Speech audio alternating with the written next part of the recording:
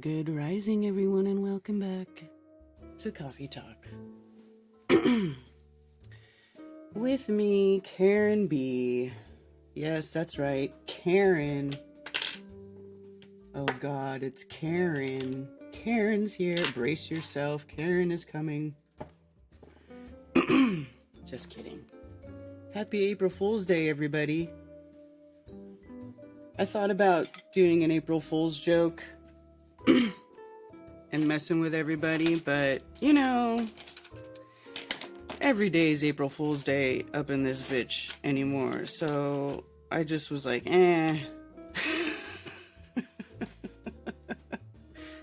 whatever.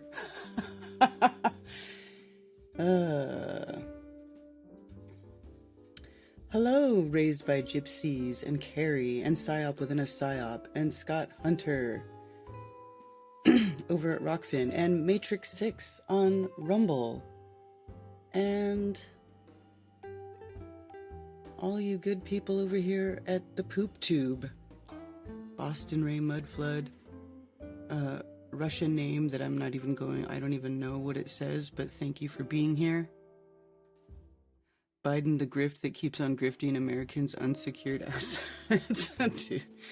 Dude, everything's a mess. This country's a mess. The governments suck. All of them. Hey, Chicago artist. Genesis Elijah. Zulu One. Jay. Dave Messenger. Jason Ray. Mojo Shop. Jenny Spark. Matrix Exit. Keto Cheeto. Geo World. Run Boston Bear. Pimp Moiled my... oh shit, my chat jumped. My foreskin. Unindoctrinated, good to see you. Billingtano. Zephyr of Voxel. Aisling 717. Aurorian. Top of the morning. Today is your grandmother's birthday, Jenny Spark? Really? That's cool. Hi, Reed Milnes. Good to see you. Much love, my friend. Big Pine Sailing. Jenny Spark. I think I already said your name, but that's okay. We'll say it again. Who tried the Imperial salt? Me! I love that shit. I have a lot of empty salsa jars because I really do eat it. And it really is good. It really is, like, as far as where I live, it's the best salsa I can get my hands on. Because, let's face it, there's just not a lot of people making good salsa in the southeast.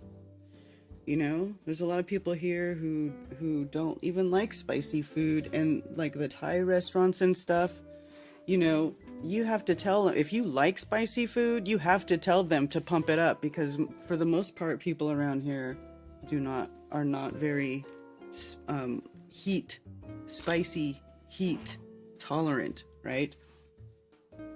So, yeah, it really is good. And I'm not just saying that because they're my friends, because I actually liked Sarah before I ever tried their salsa, Sarah and Griff. And then I was like, oh my God, this is actually really good. I mean, I don't bullshit.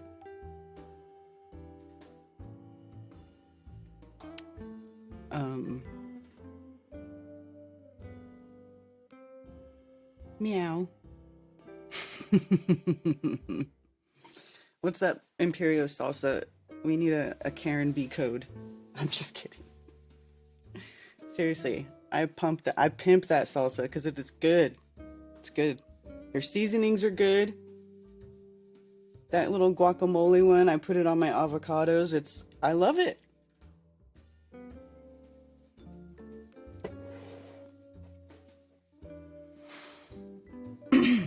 Remember I mentioned the movie that just came out, Godzilla X Kong and the New Empire? Doesn't it look like SpaceX NASA Dragon Crew 8 on the 8th of April? Well, I don't know. I haven't looked at it.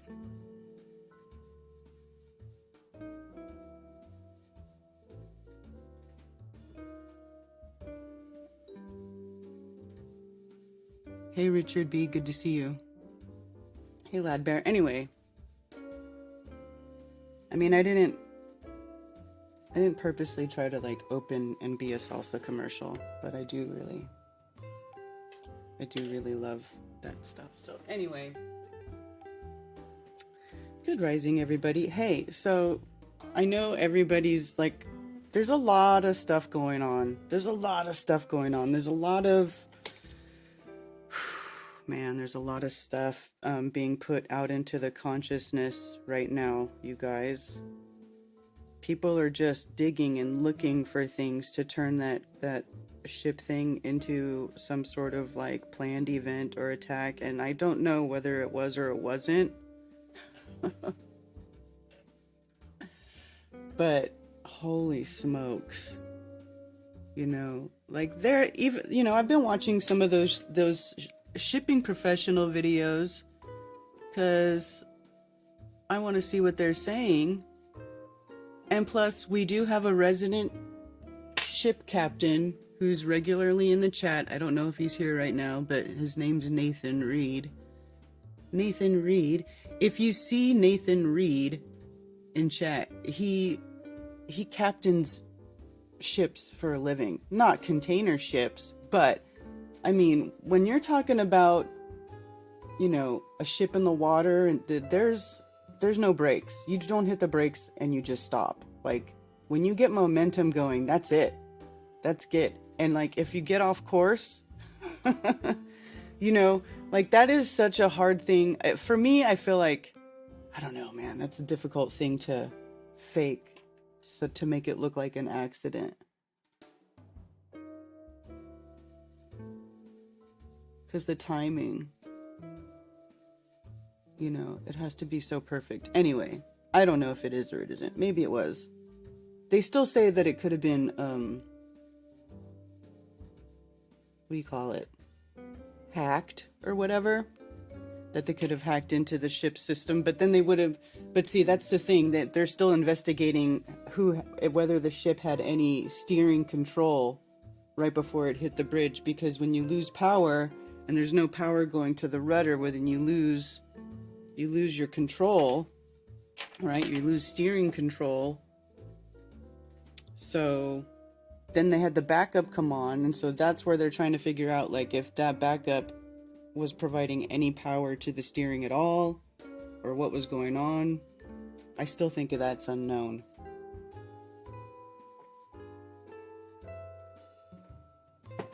But,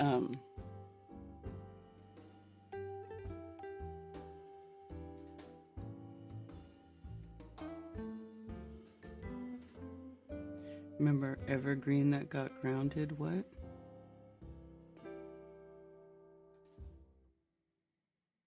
Good rising, Tina.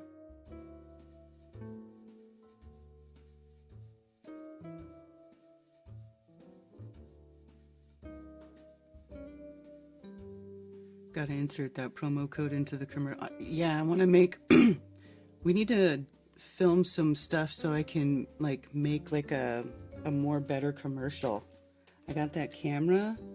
We should, like, film ourselves making, cooking, and using it.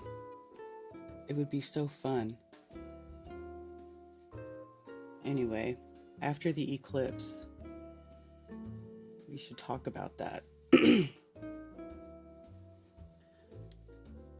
Because I think it would be fun. Do a little flat earth production. A little, you know what I mean? By flat earthers, for flat earthers. Because you guys are legit, right?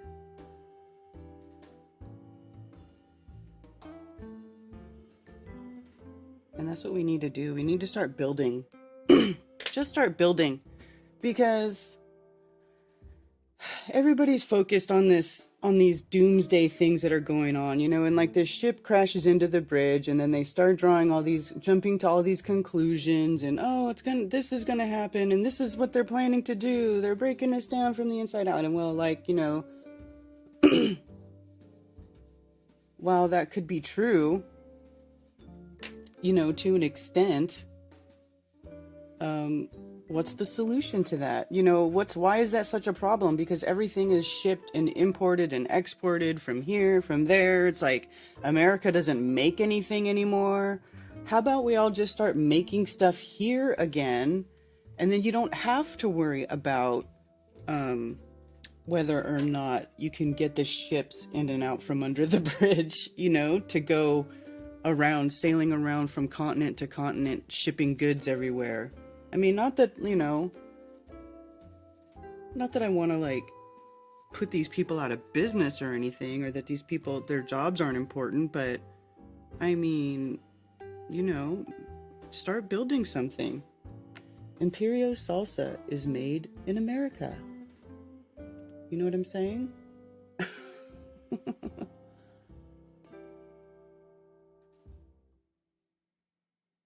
Start doing stuff for ourselves. How about that?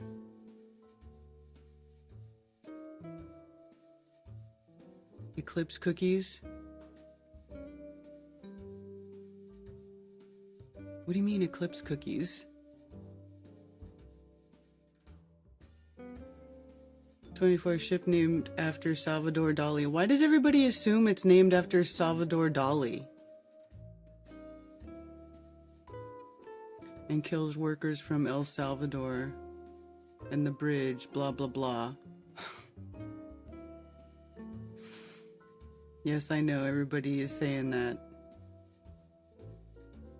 The numerology for April the 8th is all eights, which matches the 33rd Olympic Games and its closing ceremony on 8/11/2024.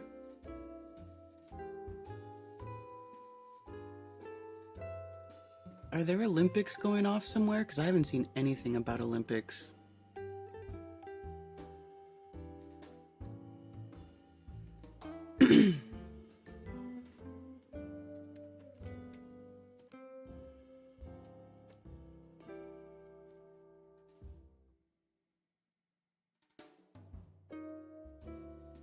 I'm just going to open my phones before I forget, before I get too far into this. And people start yelling at me.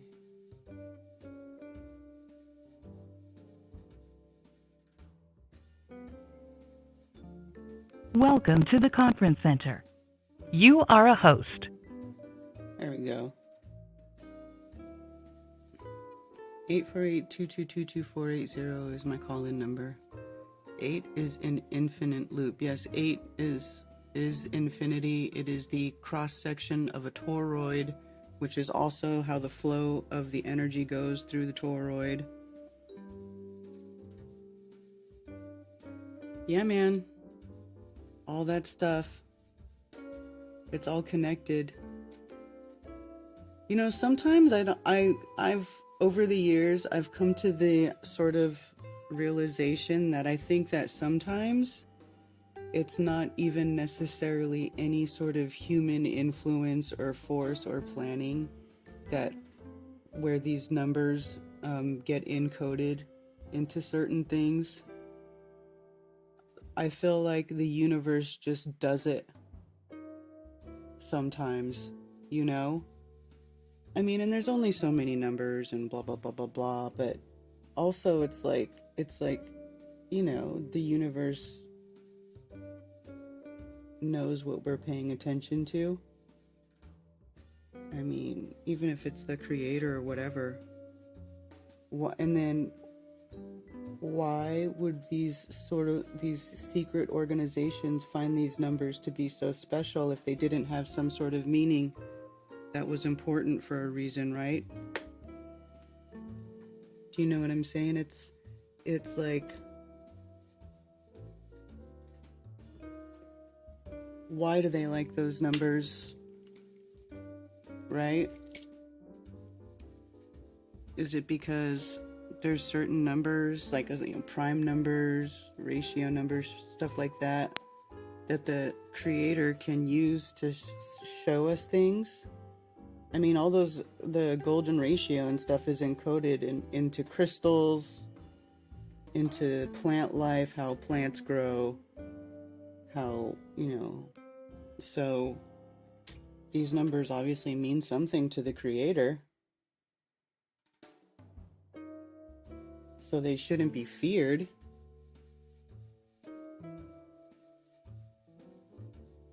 You know? Definitely shouldn't be feared.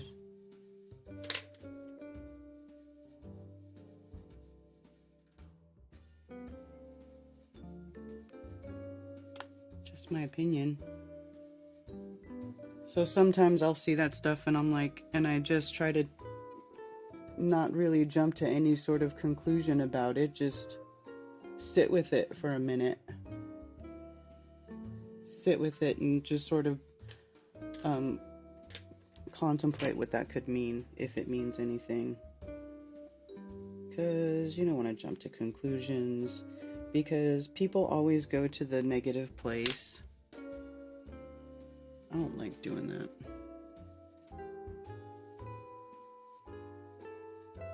Sun worshippers number? What's the sun worshippers number?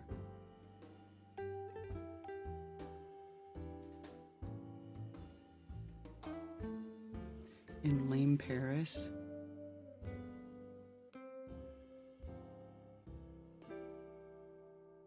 Went down. I heard that there was a bridge that like they closed it because a barge ran into it, but they assessed it and said that there was not very much damage. And so then they reopened it again, but it wasn't like the bridge fell down.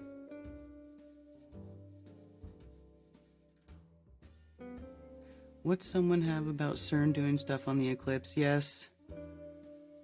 Oh, we can talk about all that stuff, Thunder Chicken. I heard opening ceremonies for the Olympic. Where's the Olympics even at?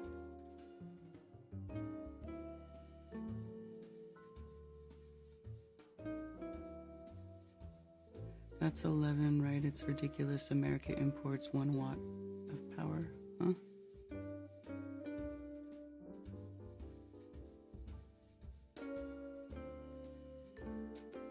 The ship was already in the trajectory to hit the bridge pillar way before. What do you mean way before? It was in the channel and it veered off course right before.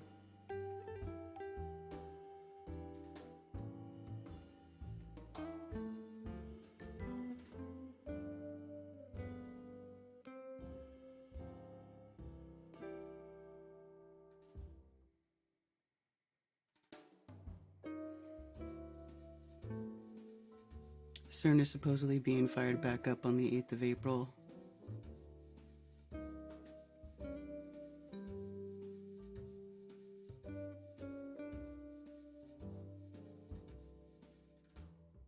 They decided to collide.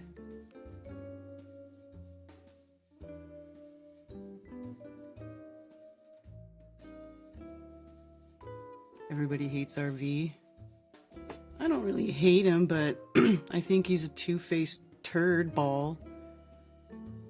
I mean, I just got really upset when our friend Mac died, and then the next day he's out there making videos talking about Mac faked his death and blah blah blah blah blah, and just started fucking getting clickbait clicks off of it. I was like, okay, well, you're just here just for clicks. Like, you don't care about people. That guy died, you know, thinking that they were friends, and then what does RV do the day after? He starts talking about him faking that. Like, what the hell?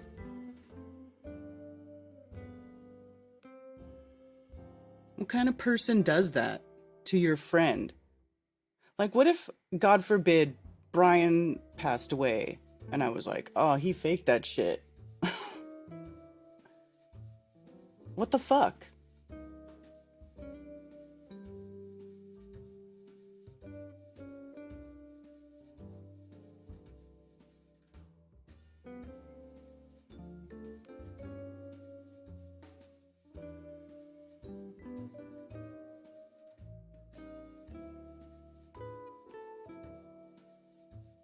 Demonic AI are helping the higher-ups to plan? I mean, I don't know. I guess we can't rule it out.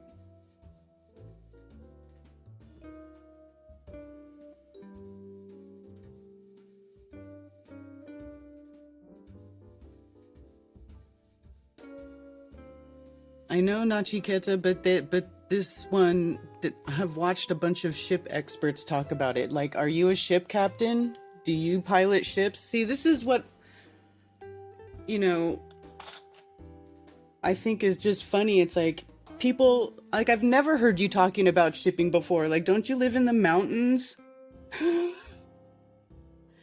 You know, I mean, like, no offense.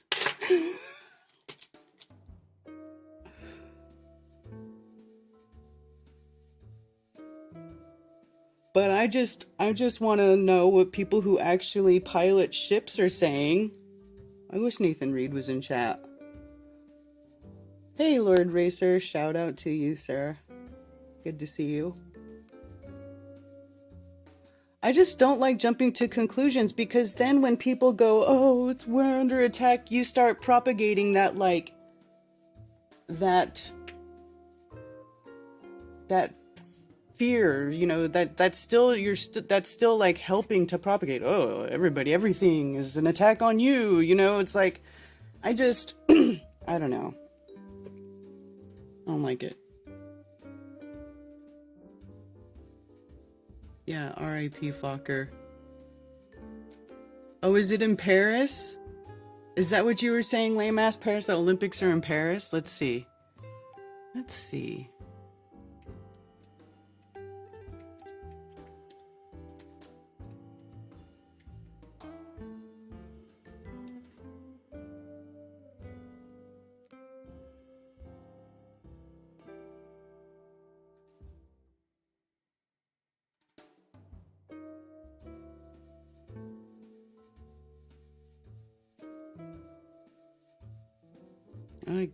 I feel it's like I haven't heard anything leading up to the Olympics. How far in advance do they plan, like, where these Olympics are? You know?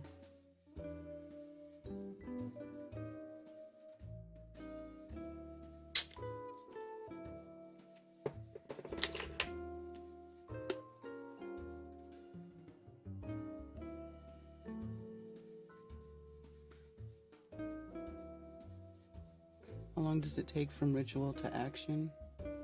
Brian should come back from the dead and start passing out giant checks. Like I said, the numerology is the same as 9/11, 2001, and the 33rd Olympiad at Paris, France, the most sacrificial place on Earth. Why is Paris the most sacrificial place on Earth? I'm interested, like, I'll listen. Doesn't mean I'm gonna buy it, though. I'm the contrarian for contrarians. You know? Like, we all got here because we were the contrarians. Now, I'm the contrarian among contrarians.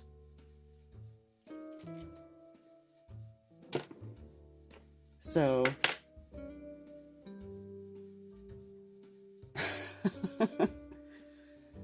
Anyway, I'm almost done. Get the logo. What's up with the logo? It's a flame. What is this thing supposed to be? Is this like... What is the mascot? What is that? Is that like a blood clot? Is the mascot a blood clot? Look at it.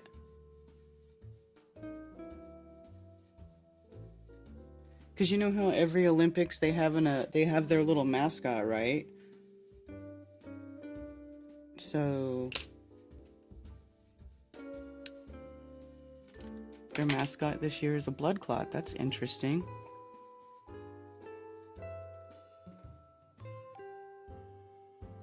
The stuff I've seen about underground Paris, interesting. Yeah. Oh, yeah, there's big catacombs. There's miles and miles and miles of catacombs under Paris. Okay, that's probably why it's sacrificial. I guess now I forgot about that. I didn't even put those two together, but... Yeah, that's right. In Paris, under Paris, there's these catacombs. You can find pictures of them. You want to look? I'll show you. I think I've talked about it before.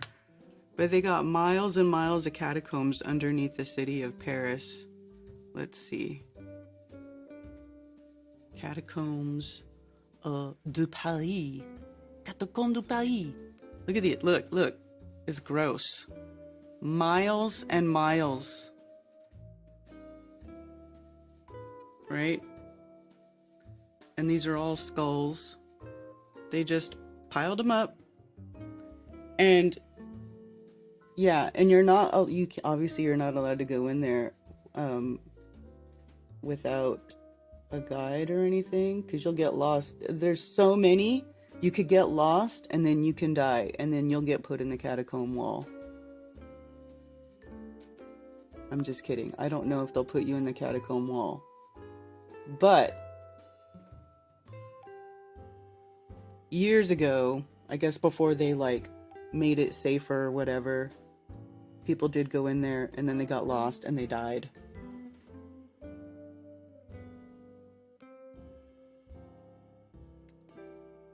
Olympics are planned out decades ahead. Well, I know that, like, okay, whenever there's Olympics, a lot of cities want the Olympics because it brings a lot of revenue, right? Tourism to the country. So, damn it, this is not working very well for me. So they'll like compete, or they'll like be like, hey, we want the Olympics, and you know, we'll build this and we'll build that, right? So like they'll build like little mini cities and shit, remember? You know. So, but Paris has been sucking for a while, so I'm like, when did they get the Olympic contract or whatever?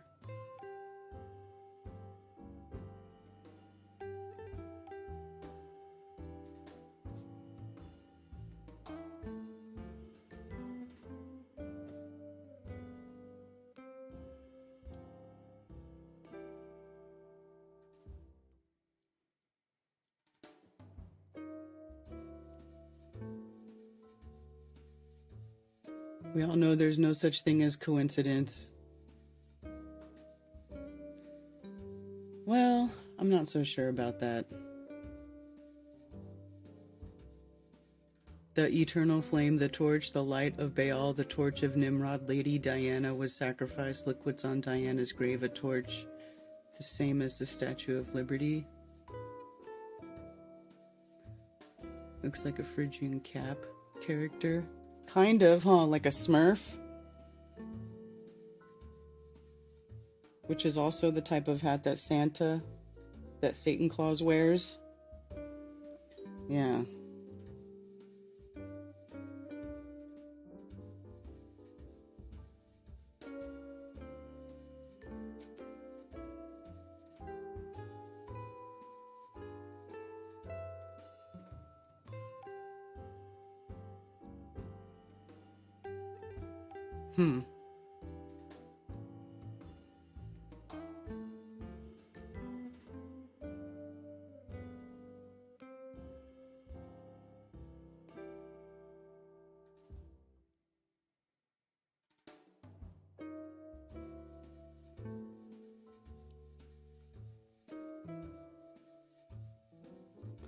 Wow. Already got 2 callers. Thank you for calling Coffee Talk. You're on with Karen B. Hello, Karen. Am I in your range? Can you hear me? Yes. What's up? Well, great. Well, I'm kind of down. I have a little story to tell about the medical system. Oh, really? Which I've just been through. Oof, okay. And I haven't been through it in like 50 years. I haven't seen a doctor. Don't go to doctors. You know, take care of my own health. Really not only am I anti-vaccine, I'm anti the concept of vaccines. Wow. You don't stick needles in people to get stuff inside them without running it through the nose or something, right? So do you know who Rudolf Steiner was? Mm-hmm. He predicted way back in the late 1800s, 1900s, when the Rockefeller controlled medicine was being implanted into the human, kind of like before that, there were all kinds of different modals of healing and whatever. He came in and took it over. And it's been like that for a long time. And that's what we think of as medicine. But at any rate, he, meaning Rudolf Steiner, when he saw that coming, and when the concept, and I mean concept, if you want to think about it, of taking something very small, putting it in a needle and literally injecting it, bypassing all the human abilities to defend itself directly in, he knew, and he called it a control mechanism. Yeah. And he wrote back in the early 1900s that will come a time in the future, he didn't know when. He thought he saw it coming with World War II in that area, but he died, I believe, in the 23. He died about 100 years ago. But he wrote that when the real takeover by these criminals that we all know are out there, we can't really talk about them or get too close to them on the internet, and everybody freaks out. But they've been running this a long time. And he could see that when they really want to take over a bigger population, the control mechanism is the injection. Because with the injection, people don't know what they're getting in those things.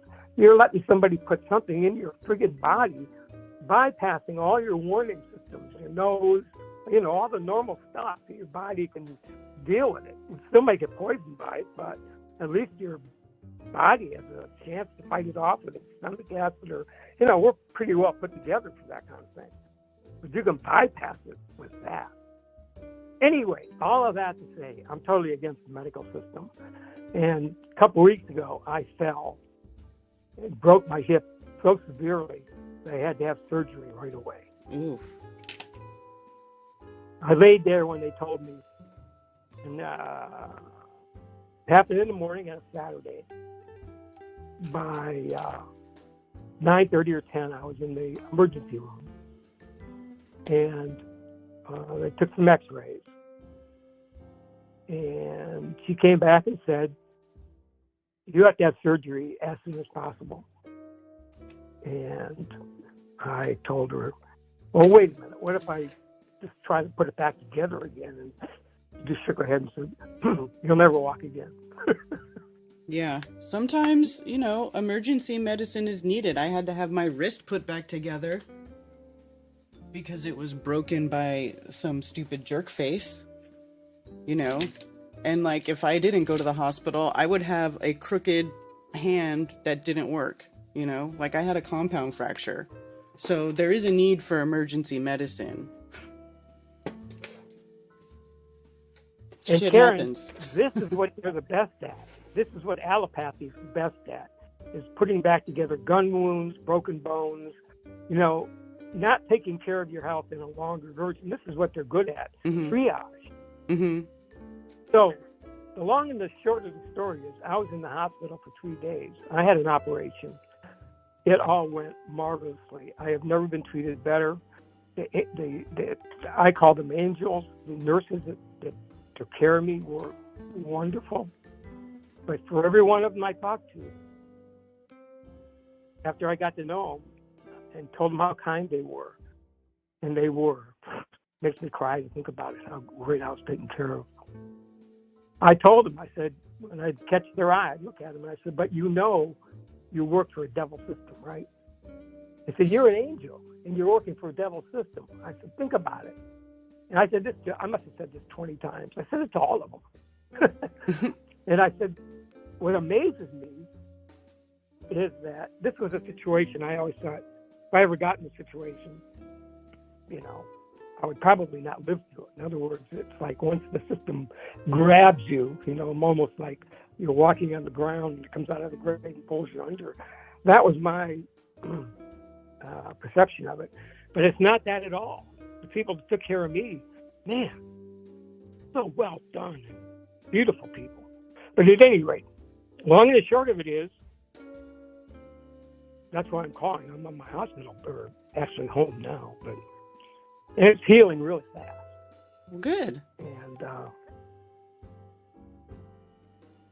so this month, astrologically, one of the things that's happening is that the United States is having its Capricorn return, which is a monumental thing, because it's actually like a Saturn return. It's a Pluto return at the end of Capricorn, and that's when all the events were happening that started this country. And another astrological point that's really interesting to me is the Jupiter conjunct Uranus. Same thing was happening in 1966, 67, except Mars was there back in the 60s.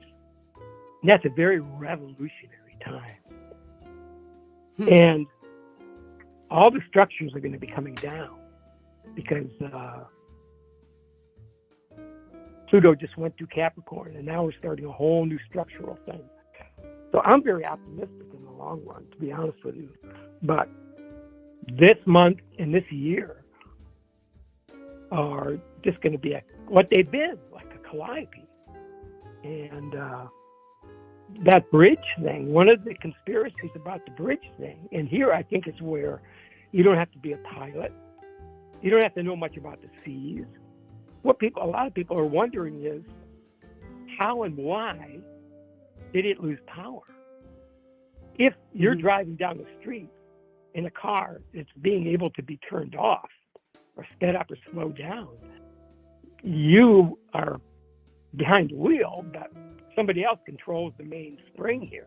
And I think that is one of the main conspiracies. Don't you see? Wouldn't that make sense? What? Why it lost power? Exactly. Yeah, that's what they're trying to figure out. I mean, but see, that's part of like why they're trying to figure what they're figuring out. But I don't know. We're only going to know whatever information comes out of there. Whatever they tell us. It'll be like forever speculation, just sort of like 9/11 is. Maybe. Yeah, but we all know 9/11. Yeah, but we all know 9/11 was planned now, right? Yeah, but I don't think this is 9/11 like scale though. A lot of people are comparing. I probably shouldn't have even said that, but a lot of people are comparing it to that, and I'm like, but it's not really 9/11 scale to me. It's just, it's a bridge, and there's other ports that stuff can be diverted to, and they can drive around the long way. It's like, yeah, things are going to slow down, but things are already slowing down and have been slowing down and have been messed up ever since COVID.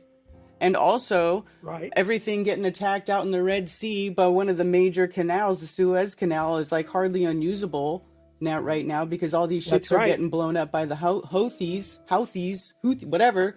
And nobody really talks about that.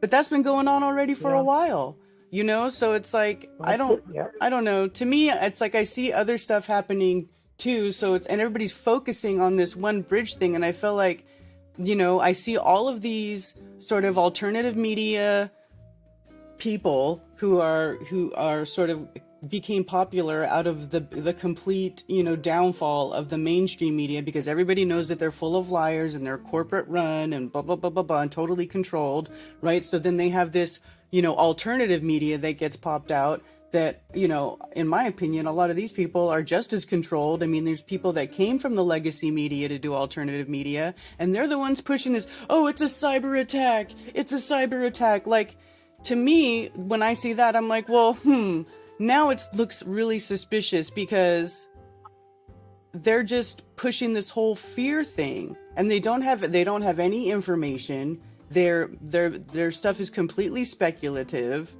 right? That's why I started looking at shipping channels and like what other people are saying, like what actual ship captains are saying about stuff, and it really is helpful. Nathan Reed, who's in chat right now, thank you, Nathan Reed, for showing up.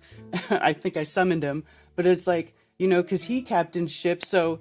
And then stuff like this happens all the time. Well, then another ship, a barge, which isn't even a shipping barge, it's just a big ship, kind of runs into a bridge somewhere else, and everybody's like, see, it's happening all over the place. But it happens kind of all the time. There's shipping accidents all the time. There's train accidents all the time. I don't know.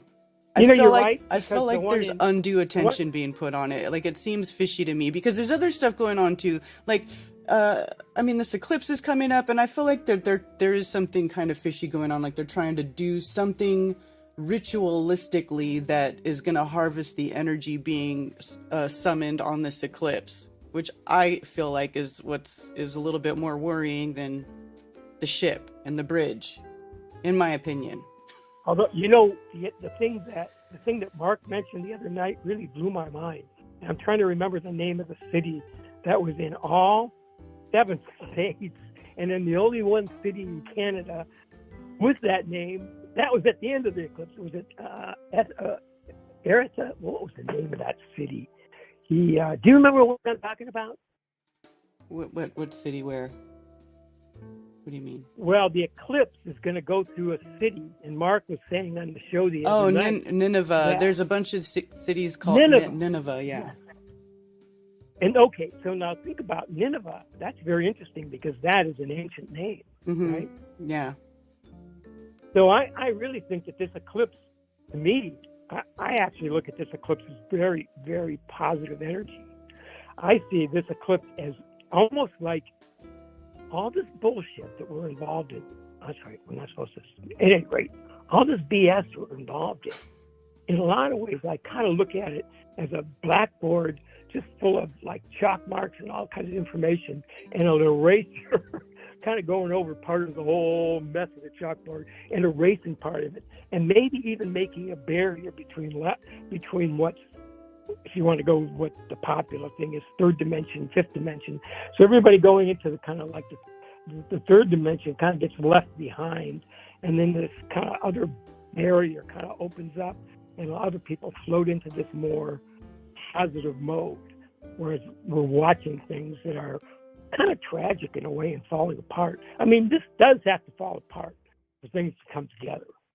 Yeah. The system we're involved in is a true devil system, and that's what I found out at the hospital. But behind all that, there's some great people that are out there doing stuff. Exactly. Did you know, by the way, most people are did good. You know, by the way, that in this world right now, this past year, who is the biggest refiner and maker of oil this last year? What country do you think? Well, I would say either Saudi Arabia or Russia or America. Well, I'm glad you put America in there, because believe it or not, we were. So under all this BS about this whole electric car thing, what a travesty, what a joke. Just watching Biden, I mean, the whole thing, you've got to understand the entertainment value of all this, right? I mean, geez, crazy how entertaining it all is. You couldn't write something. Well, you have to laugh at it or it'll make you crazy. So, but the long and the short of it is, I'm going to hang up, and I'm telling you that next month is your beloved birthday, and I'm going to call up one of those months and put together a little reading on what, not from my reading, but from other books about your birthday and other stuff I'll find out. I'm just going to give you a little kind of a mini reading on your birthday, if you don't mind. Sure, that'd be cool. It would be not my writing. I'm going to kind of compile a few things. It'll take about as long as this phone call. But at any rate, love you, love the audience, and I'm feeling very optimistic. Although this month, I'm curious to see when that Jupiter and Uranus coming together. That's real revolutionary stuff worldwide. So, like you're saying, you can see all this stuff happening. And Karen, I think there's stuff happening we really don't even know. Yeah, I agree. You know what I mean? Yes. We're starved from any real information anyway. So, but anyway, love you guys, and talk to you later. All right. Thank you. Speedy recovery to you. Thank you. All right. Take care. Boy, the ship thing is like so polarizing, and I'm not 100% saying that it is an accident or isn't. I don't know. I lean towards it not being on purpose, though. For now. I could change. I reserve the right to change my mind. And shout out to Marty, Leeds, Gnostic Academy. I love you, sir. It's good to see you. You are the best.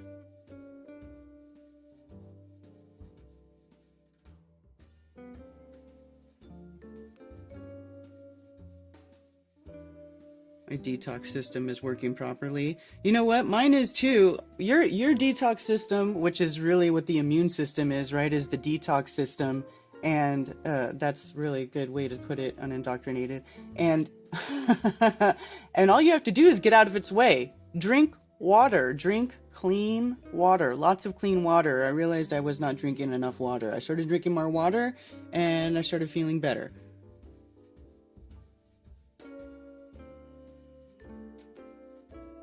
They could make it appear the ship lost power as an excuse to make it seem like an accident when someone planned it all along. Could this be possible? I mean, I guess so, but the timing would have to be perfect. And if the ship loses power and it loses steering, like, you know, because I've been watching this one channel, or not one channel, I've watched a few channels, or a few videos, right? And I've been looking at stuff on Twitter, Zwitter. I like to call it Zwitter because it's X now, formerly known as Twitter. I left a link that explains this issue. Where? Nathan?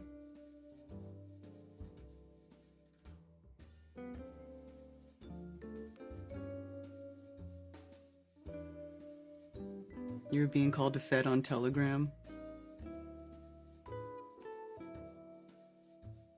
Well, hold on, Nathan. Let me just...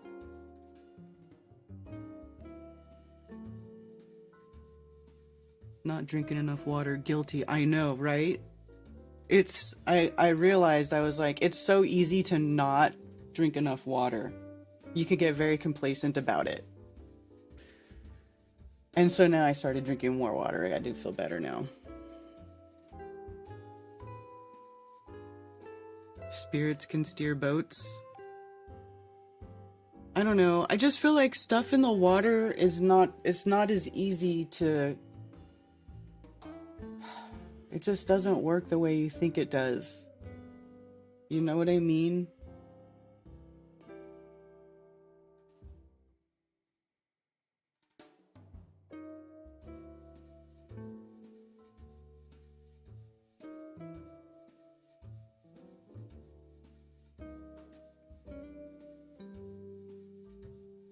People calling people feds are probably feds.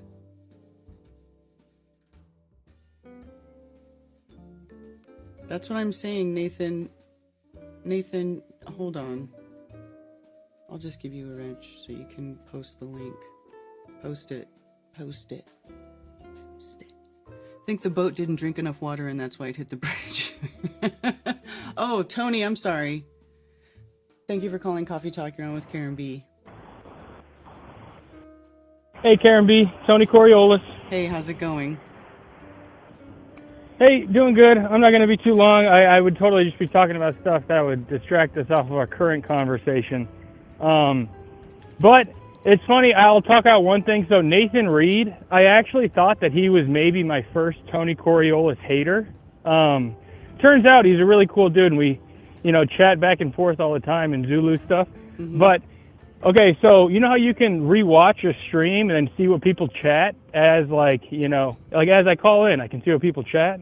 Mm-hmm. So, okay, if you're saying A Tony, how would you spell A? If you say what? A Tony or Hey Tony? A Tony.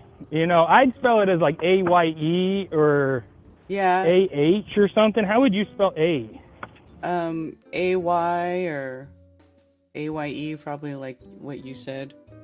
I never used that, though. Yeah, exactly. And then, no, it was before I really knew who Nathan Reed was, and then I saw him comment E-H-H-H, like, Tony. I was like, oh, shoot, I got a hater, But it turns out it's just how he spells A. So it makes sense. I just figured that out, a couple weeks after, and I was like, oh, I don't even have a hater. That's cool. And yeah, now I'm cool with Nathan Reed. Cool. But I thought at first he just didn't like me. I thought he was like, Tony, like this Tony guy calling in. But turns out he was just saying, Tony. So, message received 2 weeks after you put it. Nathan Reed, what up, dude? He says, no, Tony, you're awesome. No, that's cool. Well, hey, I did just want to talk out one other little thing. So, okay, I play Fortnite and stuff, and so I like the Zodiac, and I told you how that Sistine Chapel had the stars, so I'm thinking it just put the Zodiac out there. So, okay, I said Fortnite has globes all over it, but one new globe that they put out is like just a black circle, and then it's got stars affixed to it. So I guess that's kind of how the globe people would be thinking, that we see the stars like, you know, a globe around us instead of the Zodiac, the classic 12, 30 degrees. I'm gonna, I think next week I'll plan on calling in with the same subject, and I'll just have the pictures, I'll put them up in the Rebellion. Then you can kind of show what I'm thinking. So just prepping my next week's call. Like a celestial sphere? Yeah. And I guess I just kind of realized that's what they'd be imagining it would be, but it's not like that. It's just the flat 12, 30 degrees each way pie that like it shows on the Zodiac clock app. Right. Yeah. So, all right. Yeah. So next week I'm going to call in and I'll put the photos up in Rebellion. So you can maybe show them through there, right? Yeah, totally. Okay, cool. I'll bring some extra bonus Fortnite globe propaganda stuff. So okay. Awesome. Thanks for taking my call, Karen. But Tony, it'll be the week after the What's eclipse. Up? It's going to be the week after the eclipse. Yeah, no problem. Right? Gotcha. Because next week I won't be home. I won't be here. Roger that. Busy week for us coming up. Right. I hear you. Okay. Cool. All right. To be continued. Sounds good. Thanks, Karen. All right. Later. All right. Peace. Look up FE in Fortnite. Sup, Crypto MILF.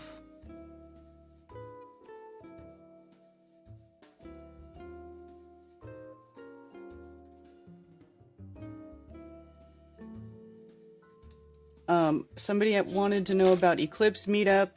If you go to flatearthfestivals.com and you go to Flat Earth Friendly Meetups, and you go to New York Eclipse April 8th, that's the meetup for the eclipse in New York. I don't really know about anybody else who's holding a meetup for the eclipse.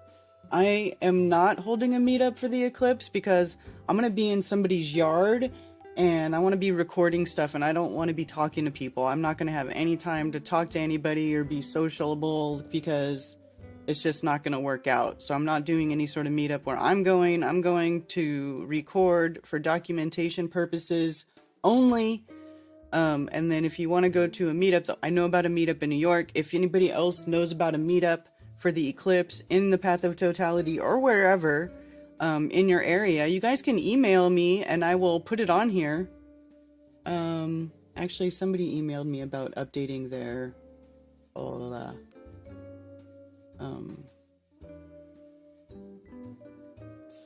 Fort Collins. Okay, the Colorado, I think, one is getting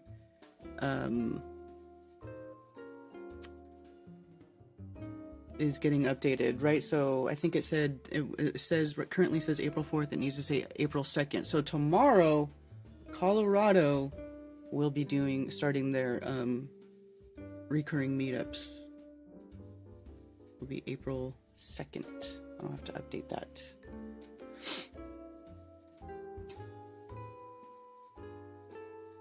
So, okay. Where is... Let me see what you got here. On this episode of What... Oh, this is, Oh, I haven't watched this one yet. This one? Is this the one that you did?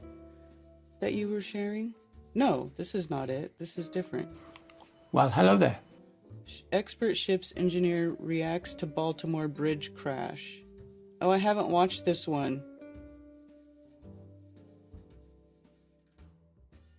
MV Dolly crash at Baltimore. served as ship's engineer for 40 years on a variety of ships, including container ships, passenger vessels, fishing boats, dredgers, and research vessels.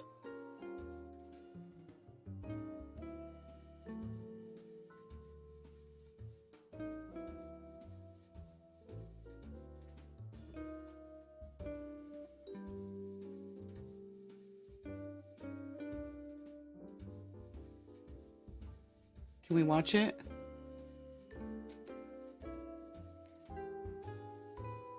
What's the weather forecast for the eclipse? Oh, that's a good question. Okay, let's go back. We'll go back to this in a second.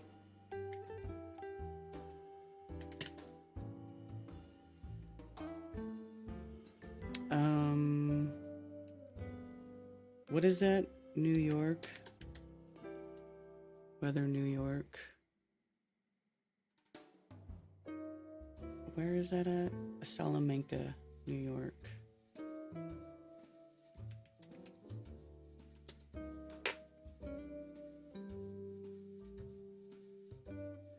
Um, 10-day forecast. Monday, partly cloudy. This is what I've been seeing, actually. A partly cloudy forecast for Eclipse Day. Rain from late. What? Looking ahead. Today's weather.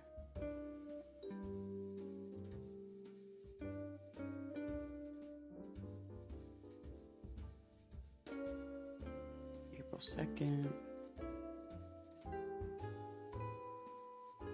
I don't know. What is this telling me?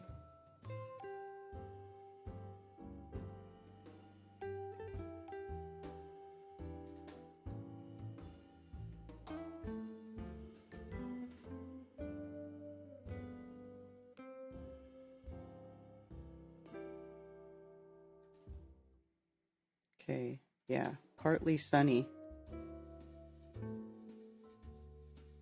Wind west-northwest. Partly sunny. So no rain forecasted, partly sunny. So it sounds like it's going to be actually similar to how the weather was for the 2017 eclipse, except not as hot. This is definitely not as hot. So you're looking like you're going to be in the 60s. I don't know. Maybe you guys will see it. Maybe you'll get lucky. Maybe you'll get lucky. Bring that vinegar. Bring your vinegar and your hot plate.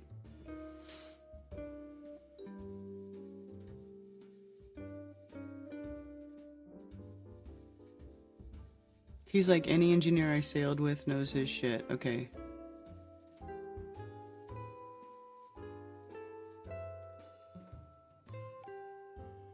Yeah, I don't know. That's why I like watching what people have to say about it, because, you know, you got to hear what these professionals. I just want to give my take on the ship that crashed in Baltimore. The Dali crashed into a bridge, and unfortunately 6 people are believed to have lost their lives. But anyway, there's a couple of things that you need to know about a ship, just to give you a frame of reference before I continue on with my little story. Every single ship, when it has sea trials initially, those steering and performance readings that they take will be written down on a card and given to the pilot.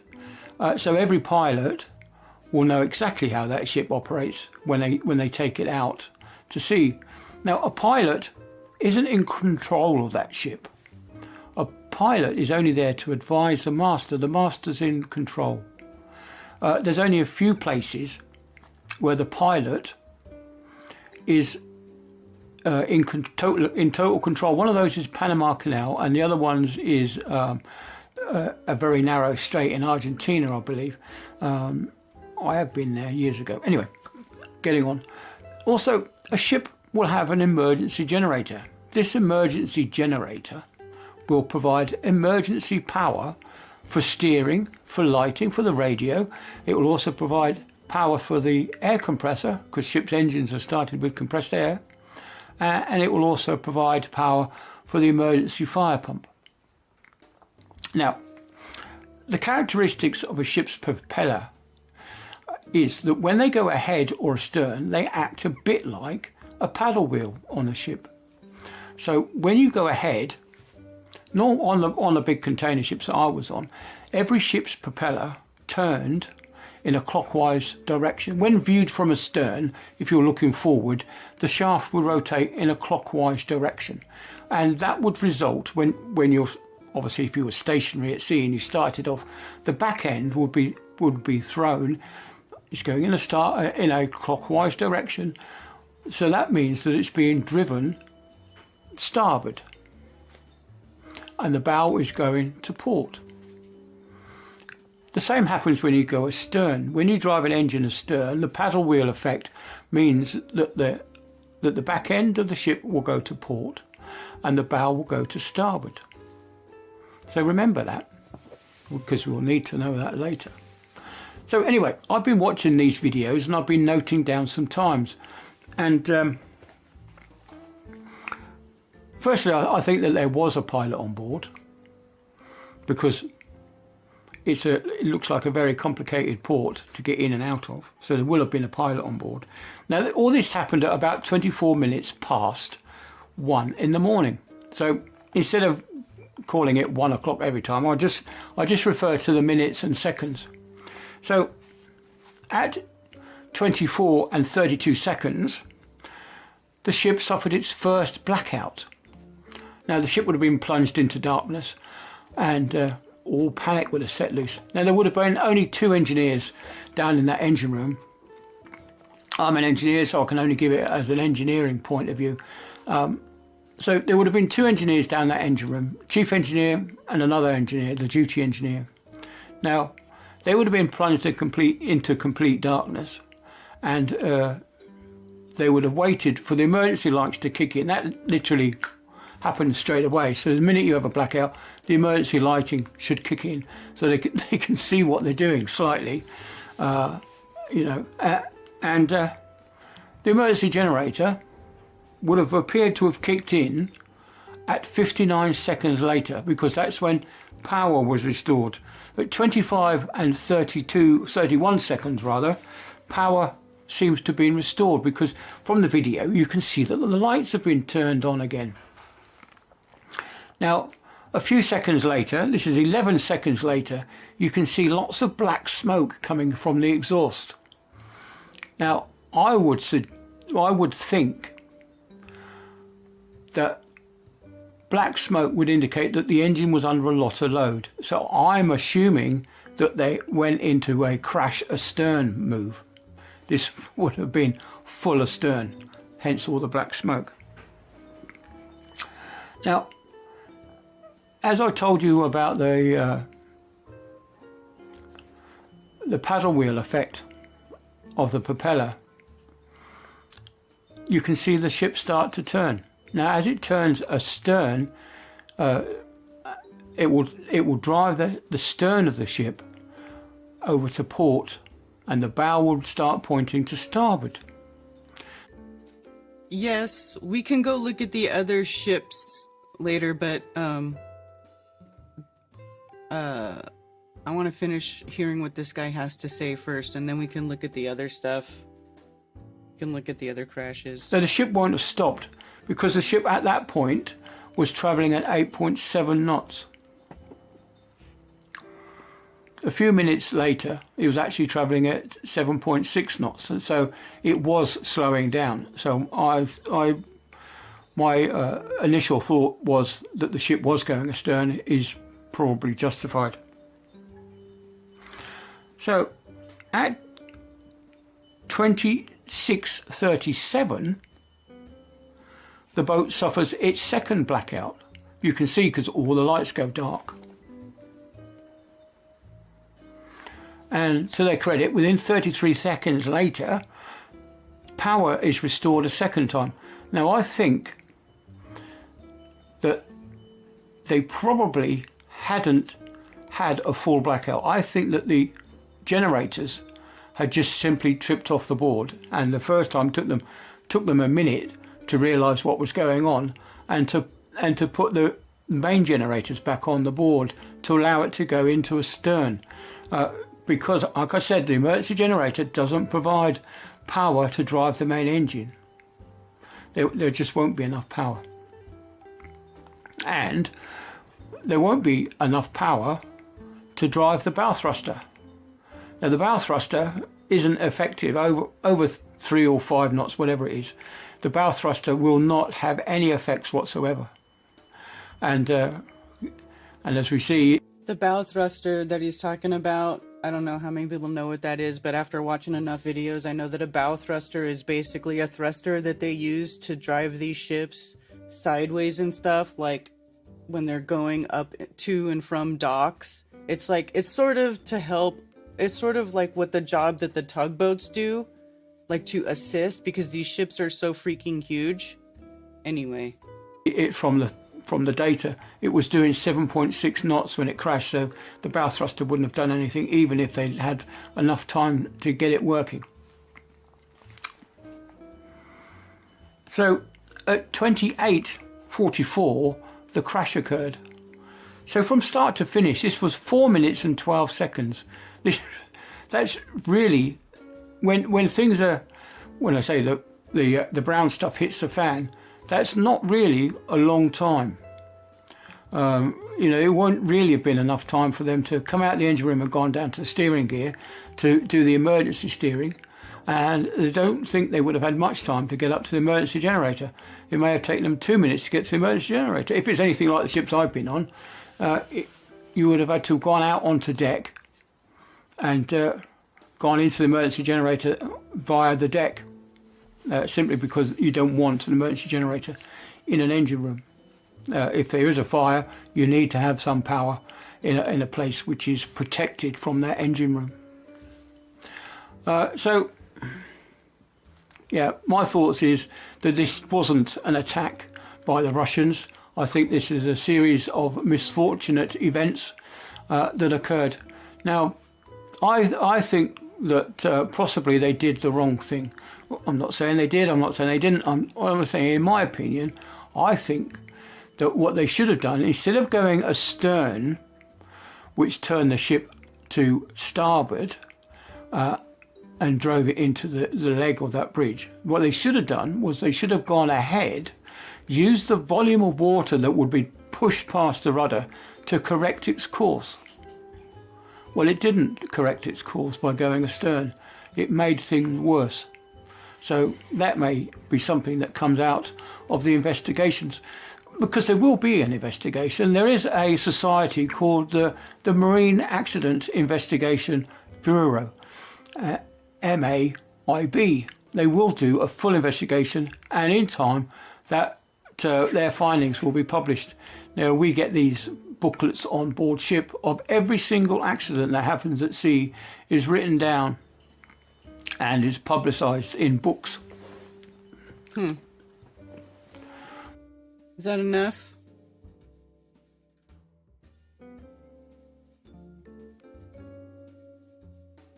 My bow thruster works extremely well. That's good for you there. That's good apart from being fed up of the cold weather, blah blah blah.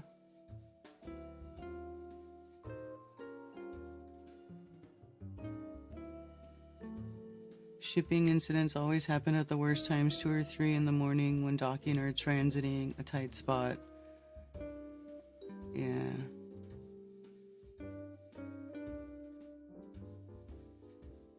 I mean... But I don't think this is... People keep comparing it to 9/11, and even I did that, which is dumb. Why did I do that? Because other people keep doing it, but to me this is not like 9/11, like, at all. It's just not. And I find it highly suspicious that the alternative media, who's trying to hijack the attention of the contrarians, the grassroots level contrarians such as ourselves, and pushing the cyber attack thing. I find that sussy.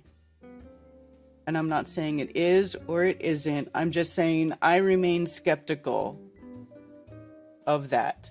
Because I feel like that whole cyber attack thing, that's like a thing that's getting pushed into the consciousness. You know, it has been. It's just... I can only do what my guts tell me to do. I'm at the mercy of my guts. And my guts are telling me not to get on the cyber attack. Jump. Train. Shipping container. Yet.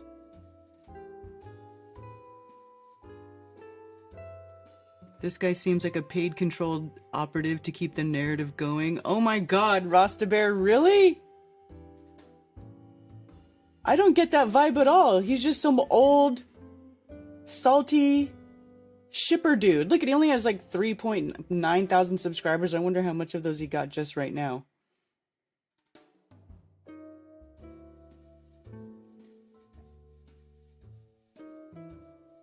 And there's a lot of retired engineers in the comments, you know, like, this is not like 9/11, you guys, at all. At all.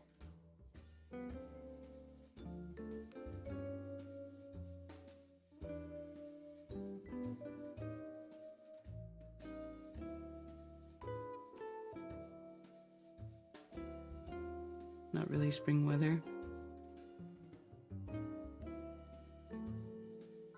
Look at everybody strawmanning the 9/11 narrative, the 9/11, oh my god, you guys. Strawman much? Oh, Jesus.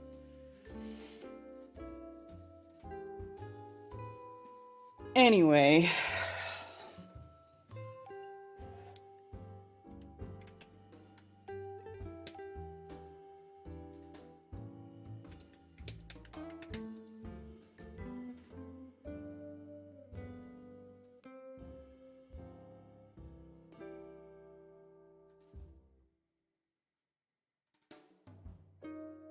I've just put ship hitch cargo ship.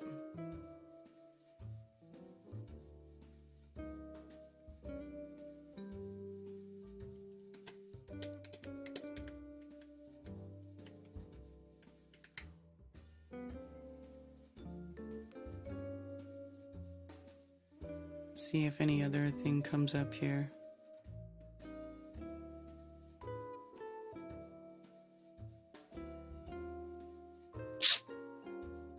Let's see, Oklahoma.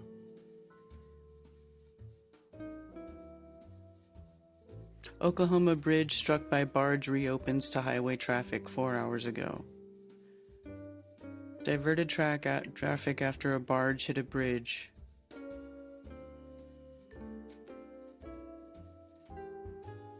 Okay, but then they reopen the bridge and it's not a big deal, so...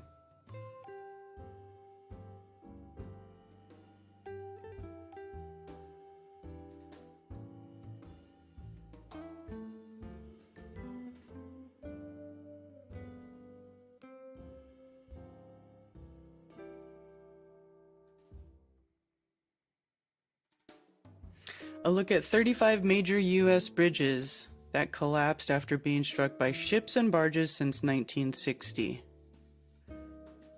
Poppy's Ferry Bridge, March 20th of 2009. Vessel pushing 8 barges rammed into the Pops Ferry Bridge in Biloxi, Mississippi, resulting in a 100-foot section of the bridge collapsing into the bay. Interstate 40 Bridge in 2002. 14 dead. Oof. Webbers Falls, Oklahoma. Queen Isabella Causeway, 8 dead. Ooh, September 15th, 2001, right after 2001, wow. In Port Isabel, Texas, causing a midsection of the bridge to tumble 80 feet into the bay below. 8 people died. Ooh, look at that picture. That's gnarly.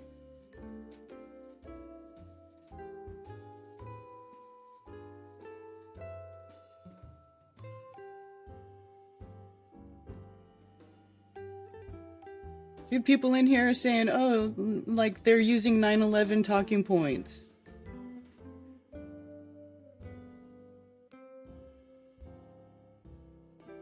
You know, but this is what kind of has me disappointed about the truther community, because whenever something happens, you know, God forbid you should want to like sit back and wait for some more information to come out and take a, you know, and see how things pan out and see what can become of it. You know, I like to just try to keep my mouth shut and my eyes open for a little bit before I start saying this is that and that's this.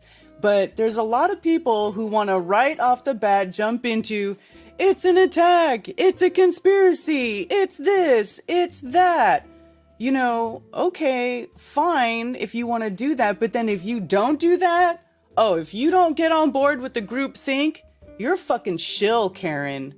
What the fuck? You might as well think you live on a globe, Karen. Don't you fucking see it? Are you stupid, Karen? Oh my god, it's so obvious. I mean, you must think 2 planes took down 2 towers if you don't believe that this was on purpose, Karen. I mean, do you see how fucking ridiculous that sounds? Do you know how many people have said shit like that to me? Like, I just want to tell people like that to just, you know, I'm trying not to be, you know, I don't want to say bad things to people, but goddamn, what the fuck? What in the motherfuck?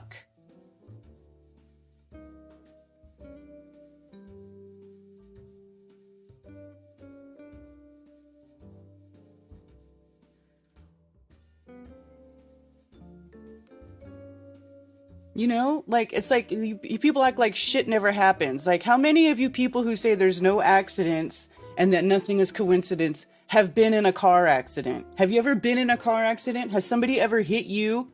Was it a conspiracy? Was it like they were like coming right for you?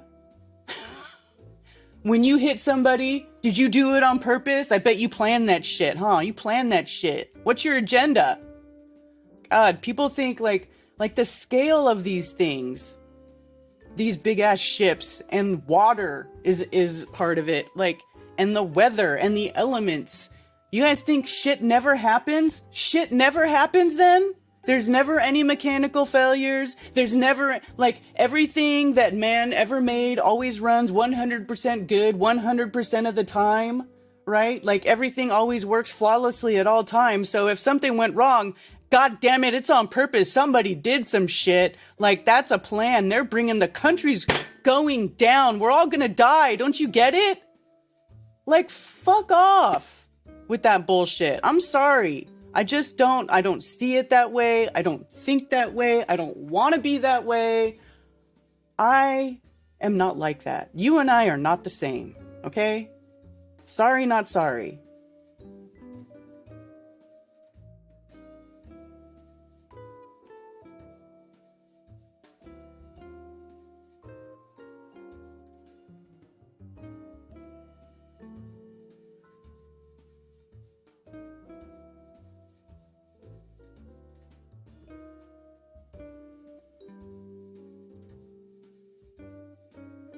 Because of the video.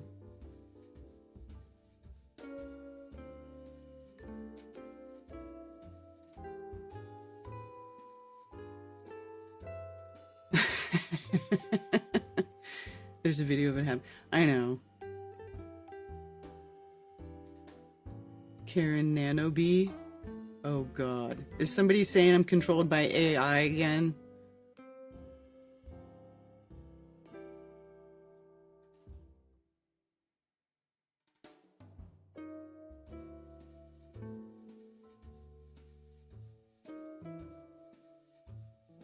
How dare we speculate?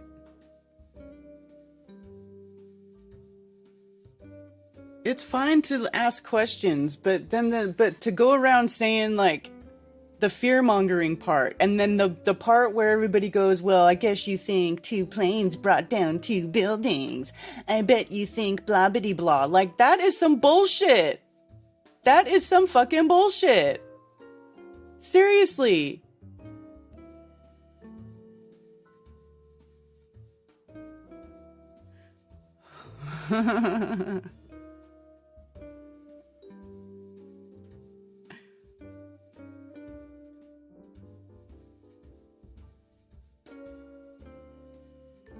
conspiracy denier.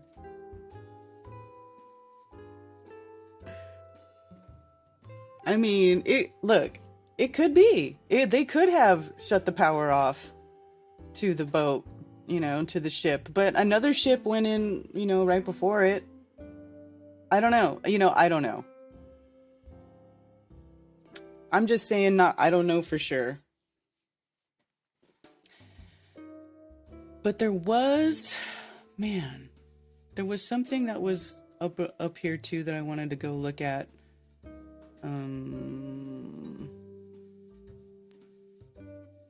Wonder if it's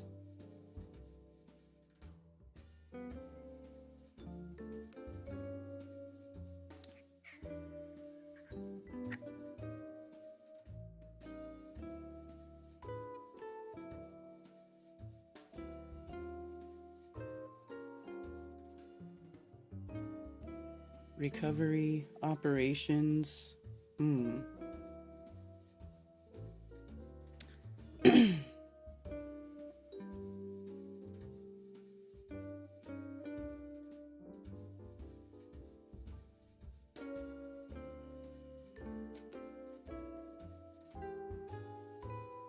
Anyway, 848-222-2480 is the call-in number.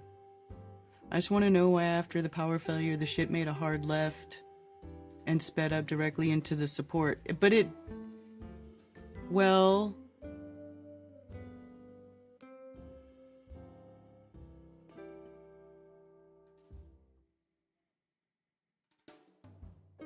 I don't think it went directly into the support. They were trying to avoid it.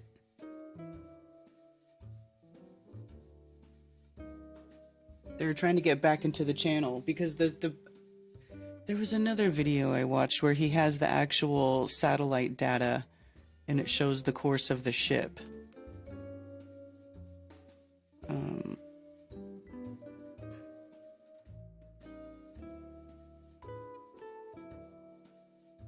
Track and video. Here we go, right here. So, he's got this little thing where it shows, because it's got a little GPS thing on it, right? Where it pings out a signal, and it shows here where the ship leaves the dock, and it shows its course.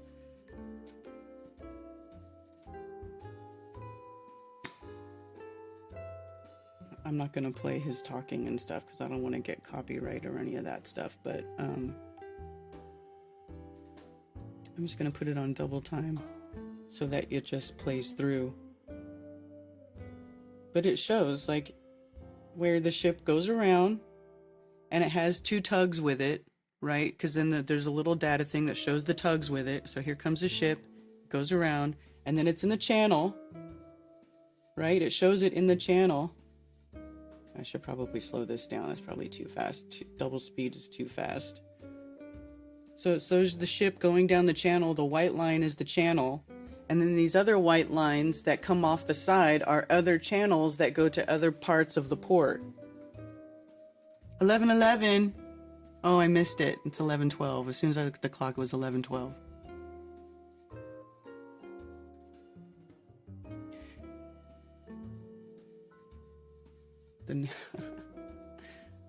And then it shows that it's on track until it gets off track at the very end. It happens right around here. And there's another channel coming out of this way. See this channel coming right here?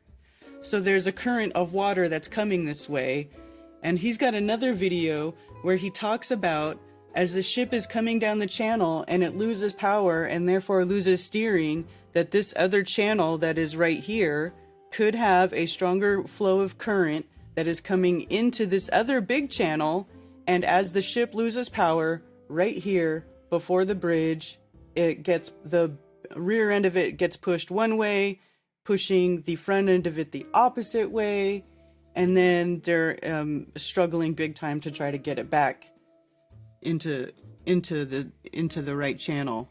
But then it's too late, and then because of the momentum, and it's got all those big heavy containers, and the base thing is basically like a floating building. It just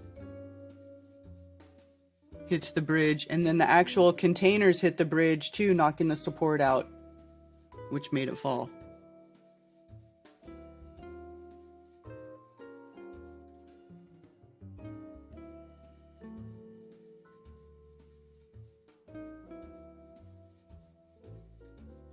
There is no way they would have had much steerage at those low speeds. Those are large, heavy ships. They take a long time to stop or turn.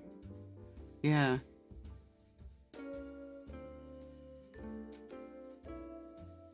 Yeah, it was slowing it down. That's why he says that's what they think the black smoke was, that they got power back and then they tried to bring the ship astern, which is they tried to do reverse, right? And then it didn't work.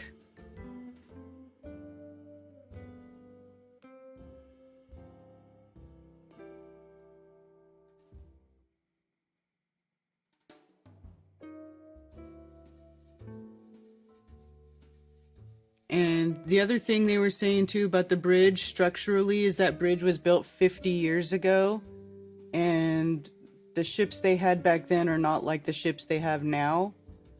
And there's nothing protecting the piers of these bridges, where other bridges they install big cement piers in front of them to protect them. This bridge doesn't have that. So I don't know.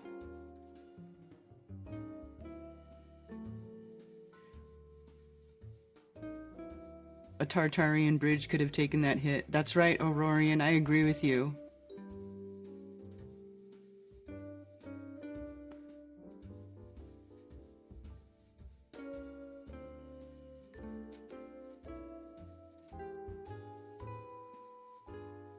They're not controlled by GPS, but you know, they're under the control of the pilot.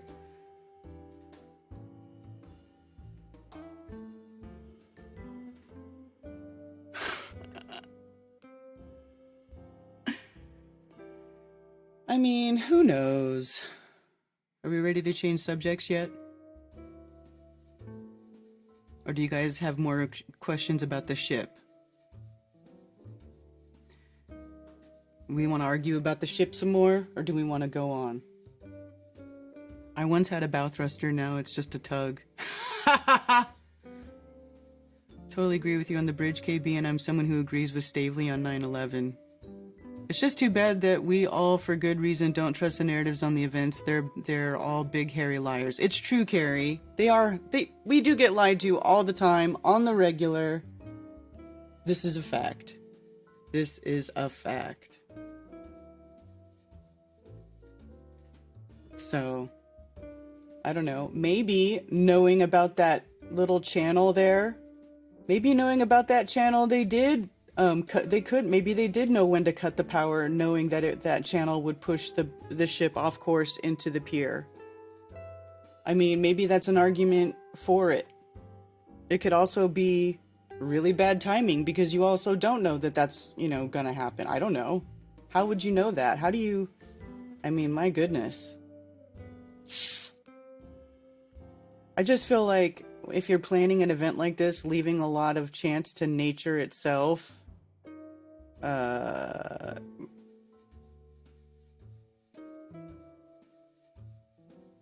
leaves a lot up in the air. What's next on the docket? They got the traffic stop right before it went down. Yeah, you know what sucks? Is that there was a road crew working on the bridge when the bridge collapsed, and that's why they already had police on either side of the bridge, because there was a road crew, and you know how they always have like cops sitting there before and after the road crew in case some shit happens, right? Well, they just happened to be there because of the road crew, and then that's why the cops were already there to stop traffic so quickly, because had they not been there, they probably wouldn't have got there so quickly. The unfortunate part of that is that when that bridge collapsed, you can see the road crew trucks slip right off that bridge into the water. It's really horrific and sad. Like, I could not imagine being one of the unlucky souls who happened to be on that bridge at that moment. It's really unfortunate.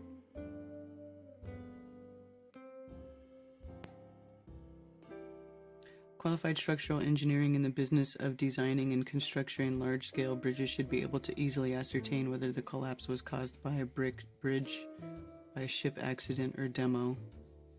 Sure.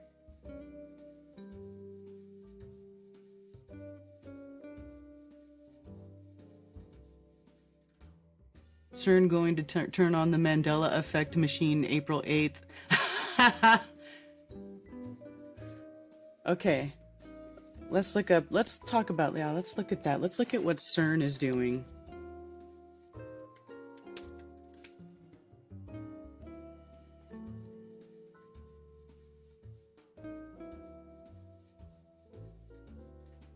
CERN to test world's most powerful particle accelerator during April's solar eclipse to search for invisible matter that secretly powers our universe.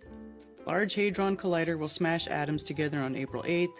The experiment hopes to discover subatomic particles that exist inside atoms. The world's largest and most powerful particle accelerator is set to smash protons together on April 8th to search for invisible particles secretly powering our universe.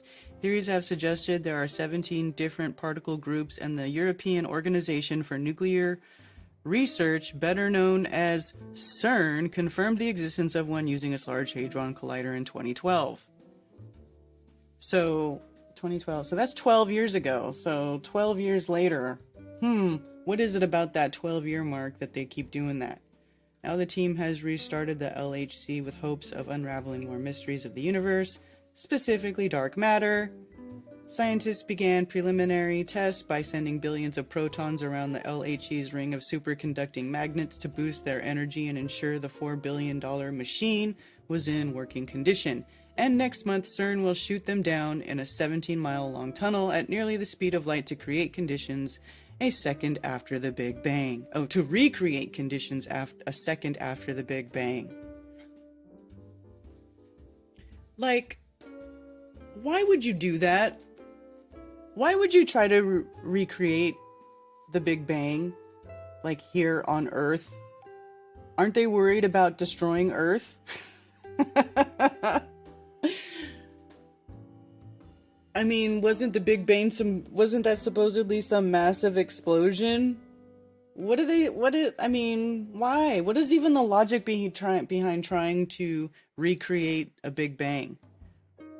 And how does do they think the Big Bang started by particles ramming together? What do they say the Big Bang is again?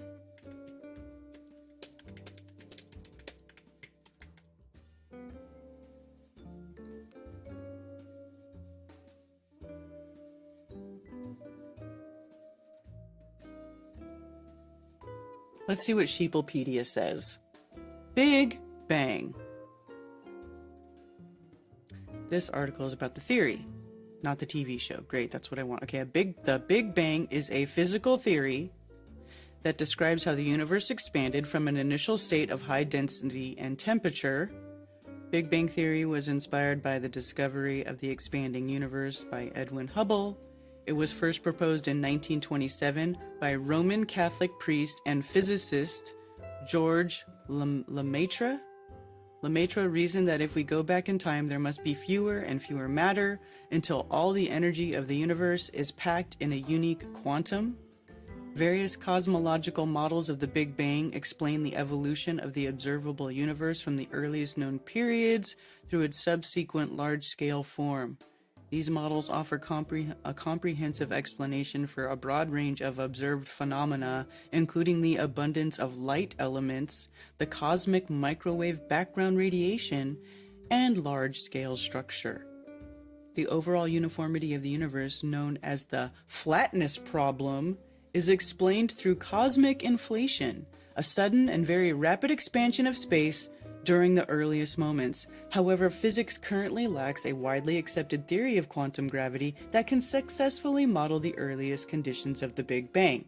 So we're just going to slam a bunch of particles together and recreate it. Where is the logic in any of this shit?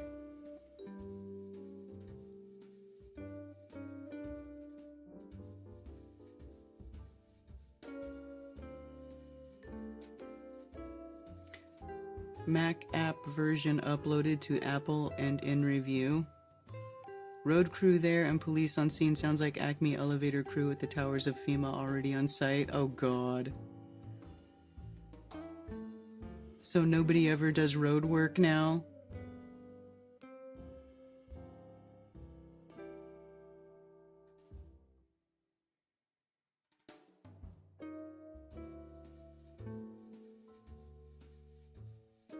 Israel just attacked Iran embassy in Damascus. Yeah, there's a shit nobody's talking about. There's some, like, crazy shit going on already. Like, we're basically at war with Iran in the Red Sea. Nobody talks about it. Everybody's talking about the ship at the bridge. Last year, if the dragon, year of dragon 12 years ago. Yeah, it ties to the Jupiter cycle. Yes. True, Thunder Chicken.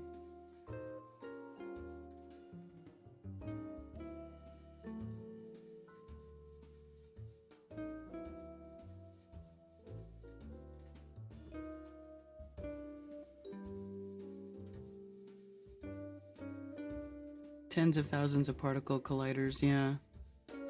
Yes. Why do they play with viruses that could wipe out the world? They're not. They're not playing with... There's no virus that can wipe out the world. See, this is the kind of talk that will get this show taken down and will get me a strike, though. Because you're not allowed to break their spells. Okay? There's no mystery bug that's gonna wipe out the world, because if we could all be wiped out by just coming into contact with each other, that shit would have happened a long-ass time ago. A long-ass time ago. And they want you forever afraid of the mystery thing that you cannot see, touch, feel, have no proof of. Because the unknown is always scarier than the known.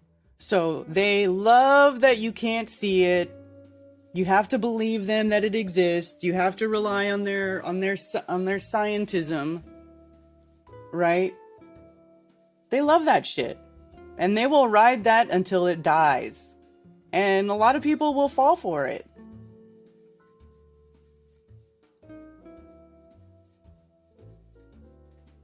Yep, flat is a problem.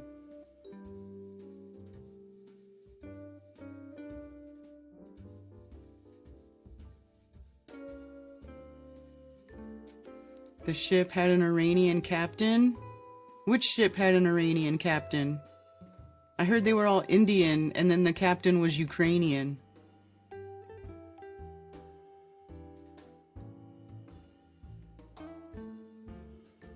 The air is lava.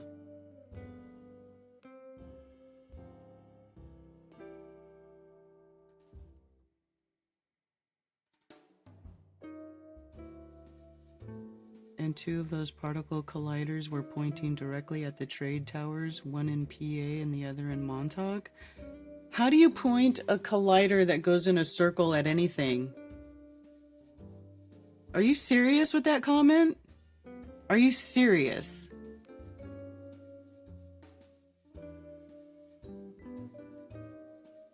I need links. I need evidence.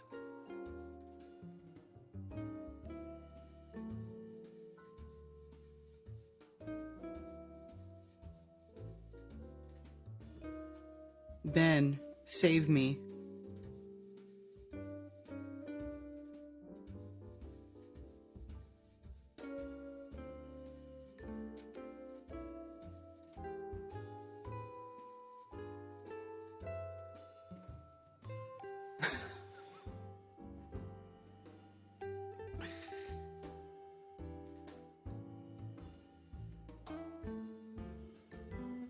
Thank you for calling Coffee Talk. You're on with Karen B. Hey, Karen. My name's Ed. How you doing this morning? I'm good. How are you? I'm doing fairly well. Hey, I just wanted to ask you about, this be my first time trying to record this eclipse. Mm-hmm. So what am I looking for? If you don't mind, entertaining me with this. So. Well, most people are looking for the moon, because we never see the moon during a solar eclipse, because it's always during the new moon phase. So a lot of people try to look for evidence of the moon. All right. Or Entering or eclipsing or leaving. right. However, you probably won't ever see the moon, but it's cool to look at like the different effects of the light that the eclipse causes with light. Are you in the path of totality? I'm close to it. I live on the eastern edge of Oklahoma, so I can go south 2 hours and be down by where Peanut is, and then or I can go 2 hours over into Arkansas and be in the zone of totality. Oh, okay, that's cool. Yeah, so you're pretty close. Yes. Yeah, you just need a solar filter. Do you have a solar filter for your camera? Yes, I got one of those. I bought one. Yeah. So. Yeah, so if you have your solar filter, then you can just record it. If you get in the path of totality, as soon as it becomes total, you can take off the solar filter. And then once it starts crossing out again, you got to put it back on. Okay, so when it's in totality, take it off and Yeah. film for a while or record for a while. Mm-hmm. And then just watch it. Okay. But then once it starts, the sun starts getting revealed again, you're gonna have to start putting the filter back on. Because if you All definitely right. don't want to be looking directly at the sun through something with the viewfinder, you'll burn your eyeballs out. Seriously, be very careful. Okay, I'll do that. So what else? Now, you said, is there something else to do with like shadows or something to film while it's happening, or Yeah, to look for? there's these shadow bands that happen during the eclipse. If you have like a white sheet or a piece of white poster board or something like that, you'll see the effects of it on the poster board during totality. It's pretty trippy. Okay, cool, great. Yeah, I just want to know what I'm doing while I'm going out there. I didn't want to end up with wasting my time, really. So Yeah. So definitely use eclipse glasses up until totality. I think it's okay to look at it during totality with your naked eyes, but once it starts coming out of totality again, you got to put all your protection back on. So just keep that in mind. really, I do sun gaze, so Yeah, okay. But still, you don't sun gaze during high noon, right? When the sun's right. like No, I blaring don't. at It's you. either morning or evening. So, Exactly. close. It's either after sunrise or before sunset. Right. So the eclipse is going to happen when the sun is really high in the sky. So just keep all that stuff in mind. All right. Well, thank you very much. Thank you for the tips. I enjoy your show. I've been a long-time listener, so. Right on. Well, thank you. Thanks for calling. All right. Have a good day. Okay, you too. Bye-bye now. Bye.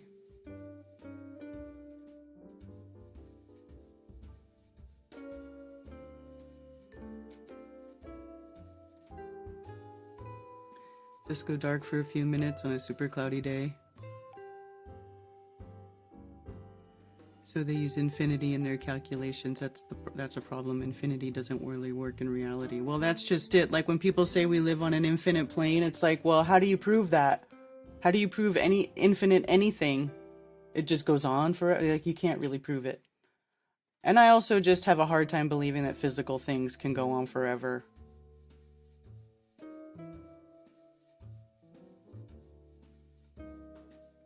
Moon behind the sun is blocking projection source. That's the answer until you show me how a nickel can perfectly block out a dinner plate mix. Yeah, I think the moon could be going behind it. It could be even what if the moon and the sun are actually physically going together? Like what if it's going through the sun? I don't know. I don't know.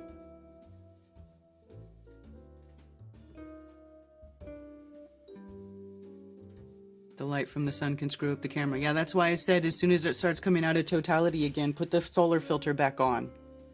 You really, like, if you watch my eclipse video, you can see I have the solar filter on, and then it goes in it, and once it becomes total, I unscrew it and take it off, and then you can see it naked. You can see like the little field, the magnetic field of the light and stuff. It's actually really cool. But then once it starts coming out, I put the filter back on because you will hurt yourself. You can hurt yourself.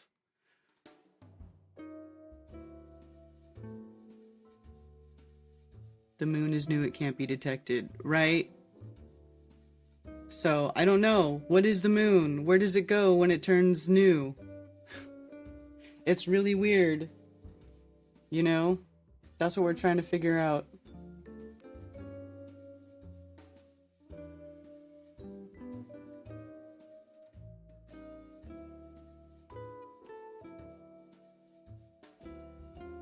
Flying me out to Denver to debate McToon at his church. Effed up world, are you serious? Ugh. I just can't stand those people. Mario burned a hole in his cornea staring directly after totality. Right? You gotta be careful.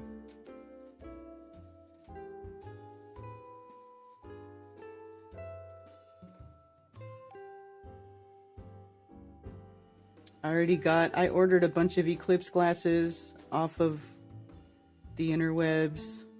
And they even sent me like a little card for putting over the phone camera. So like if you want to take pictures with your phone camera, you can put this filter over your phone camera and get pictures.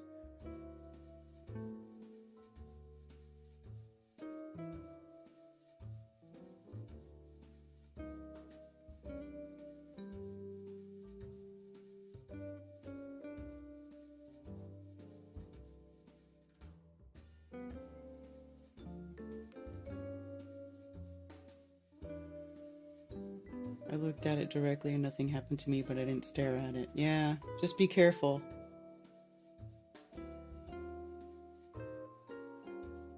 Nine times Nineveh.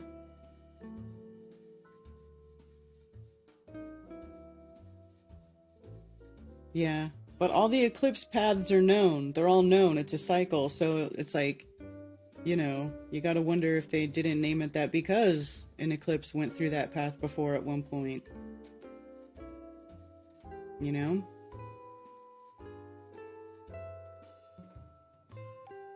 Or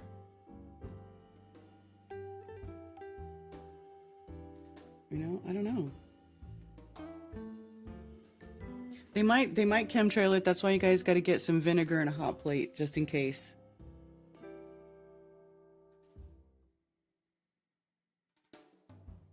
What events? Because nobody predicts eclipses. They're based on an ephemeruses and canons. They're part of cycles. They're known cycles based on observations made by people over the millennia. That's what's funny. You know, everybody's like, oh, how do you predict it? Who predicts it? Nobody predicts it. They just watched the sky before there was, you know, TV and radio and smartphones. There was a lot of people watching the sky. They wrote copious notes. They wrote down all the data, and patterns started to appear. And those are called sorrow cycles.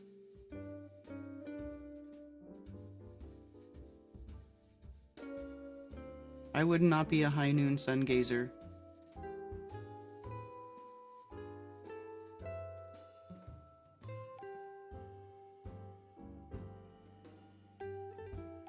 It does sound crazy, but that's why I tried the vinegar stuff, and it actually did clear up the sky around my house. It was weird.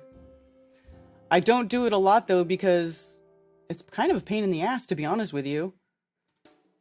I wouldn't want to have to do that all the time. They should just stop spraying shit in the sky.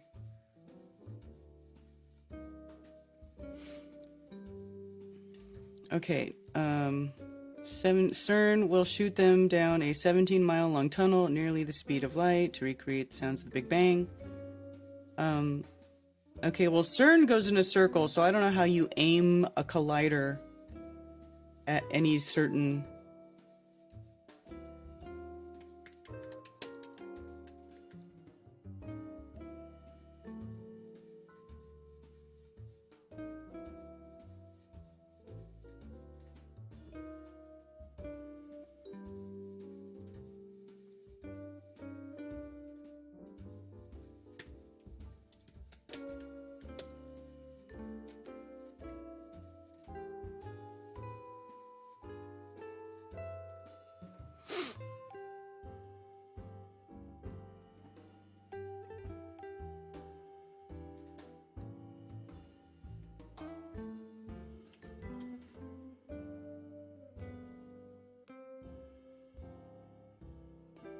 Boy, they don't want to give you a whole thing of where all the colliders are.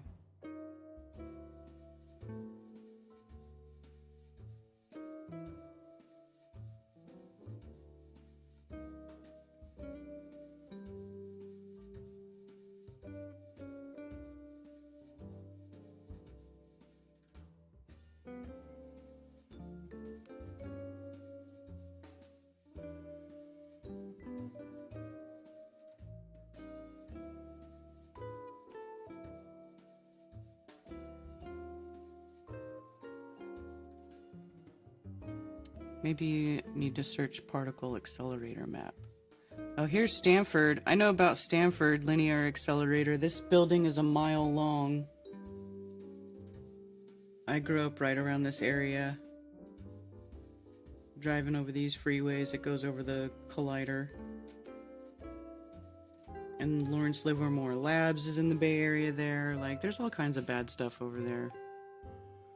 Nuclear physics, isotope production, blah, blah, blah, blah, blah. Particle accelerator map. Maybe that's what I need to look up.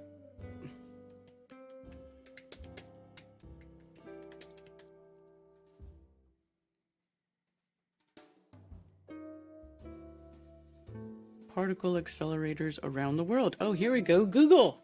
Got them listed for you. Okay.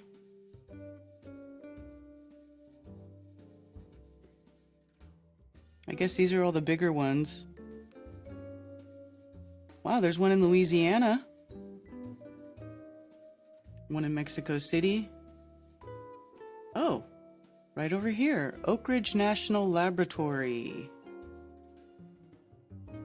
in Tennessee. Oh, here's a collider. Hey, there's a collider in the path of totality. Indiana University cyclotron facility. So, are they doing anything?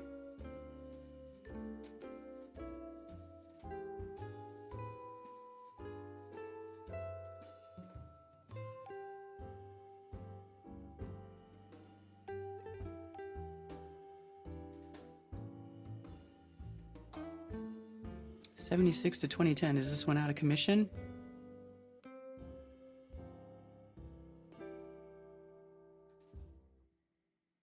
Looks like they don't do it anymore.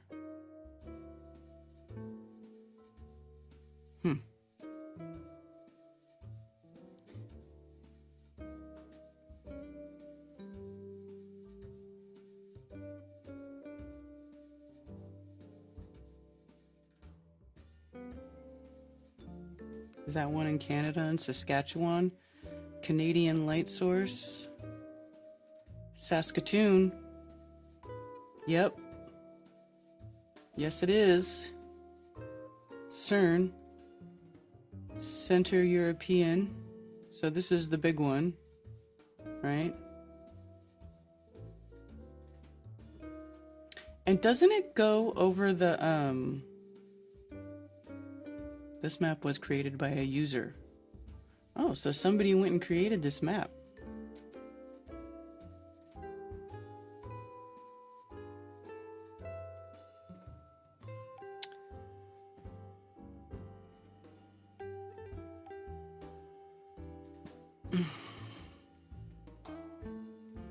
I don't know.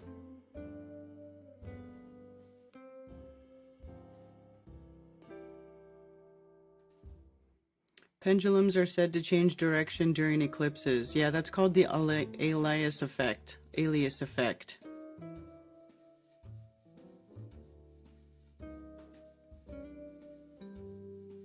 The alias effect. Let's see if we can find it.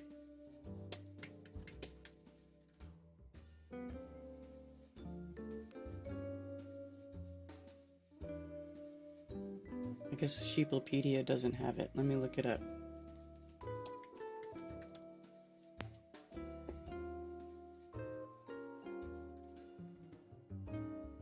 Oh, they do have it. Why didn't it bring it up? Did I spell it wrong?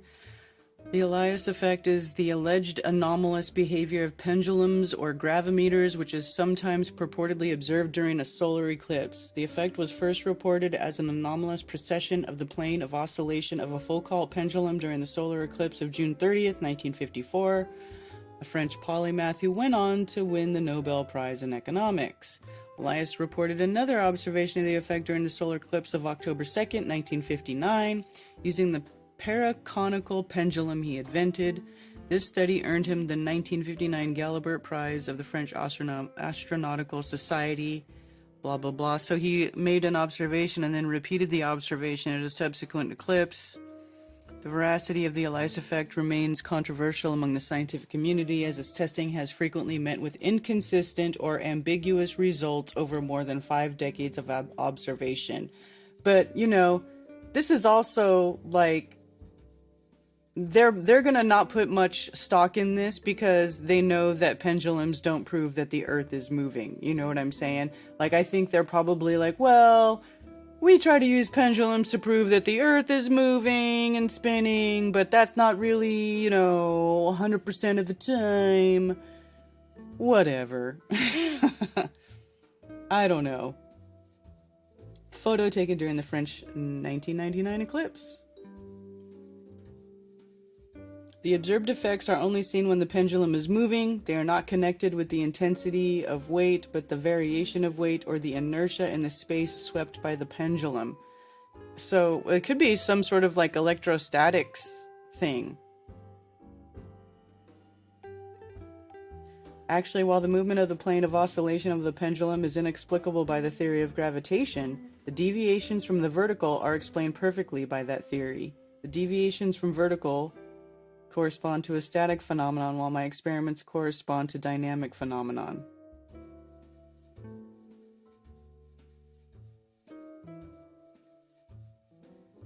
So they think it's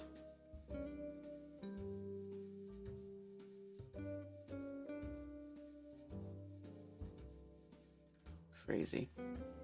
Related to search about possible effect of moon's shielding, absorption, or bending of the sun's gravitational field during a solar eclipse have been conducted by scientists around the world. Some observations have yielded positive results seemingly confirming that minute but detectable variations in the expected behavior of the devices dependent on gravity do indeed occur within the umbra of an eclipse, but others have failed to detect any noticeable effect.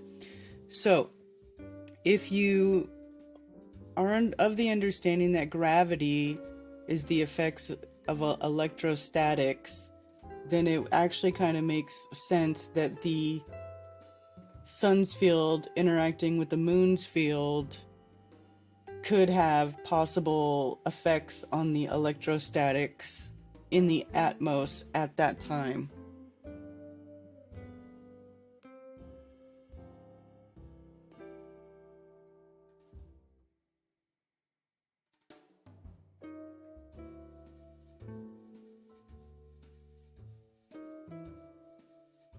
I'm sure that pendulum reversing story is complete garbage.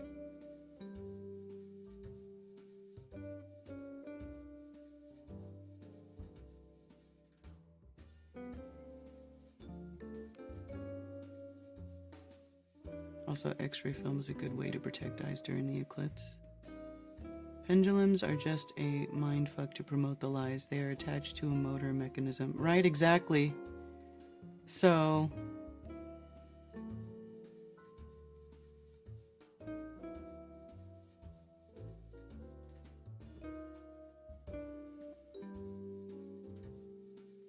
they made one good thing. World Wide Web was invented at CERN.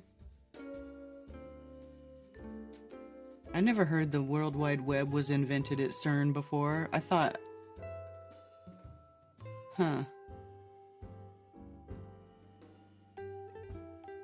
Inconclusive or negative results. Failed to detect an associated gravitational signal using a gravimeter. During the solar eclipse of 1990, no anomalous period increase of torsion pendulum was detected independently by a team, blah, blah, blah. Yeah, see, this is just, I don't know. I don't think pendulums prove anything other than a downward bias.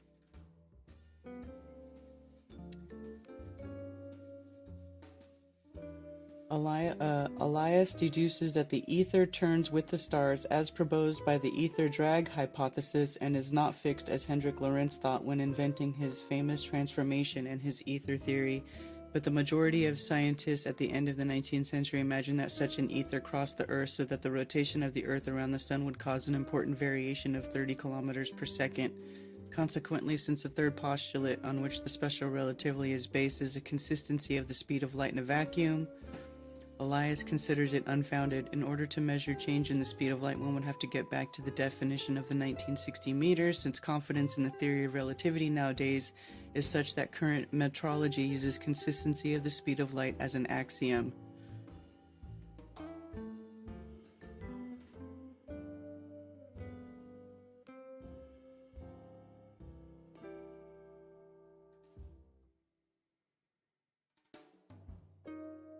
Ether drag hypothesis. The theory of the luminiferous ether as the hypothetical medium for the propagation of light waves was widely discussed. Ether hypothesis arose because physicists of that era could not conceive of light waves propagating without a physical medium in which to do so. When experiments failed to detect the hypothesized luminiferous ether, physicists conceived explanations for the experiment's failure which perceived the hypothetical ether's existence, which preserved the hypothetical ether's existence. Oh, more gobbledygook.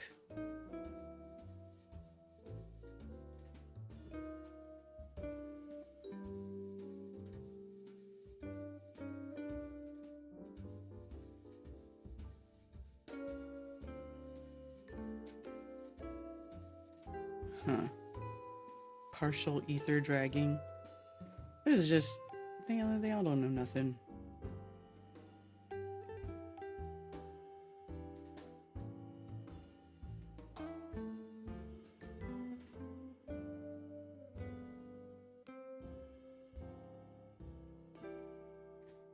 Anyway.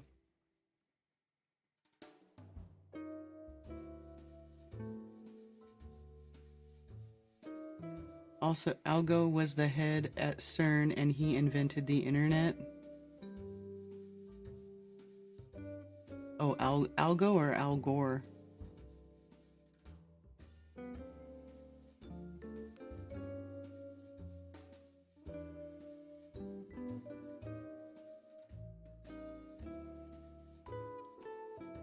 They don't measure the speed of light. They all just guess. Do you know how they came up with the speed of light? They kept trying to measure the speed of light, which light doesn't, there is not like traveling, it propagates, right? It just propagates. It's not speed, it's a propagation. So they're trying to measure the speed of light, but it's different all the time, right? Because you're going to be measuring different light sources, which are going to have different intensities, different frequencies, different amount of energy being used in that light beam. So you get different speeds. So what do? They just take all their measurements and took the average, and they called that the speed of light. So even the speed of light is just an average. That's why it's called an axiom, because they just take it to be true, because they don't know what it is. You know?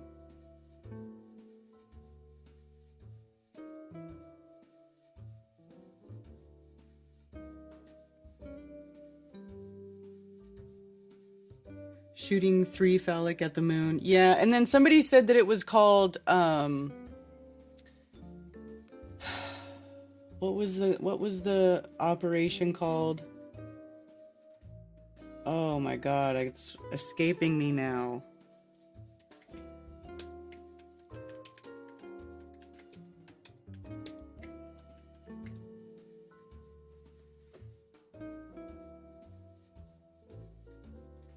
Why NASA is launching 3 rockets into the Eclipse next week.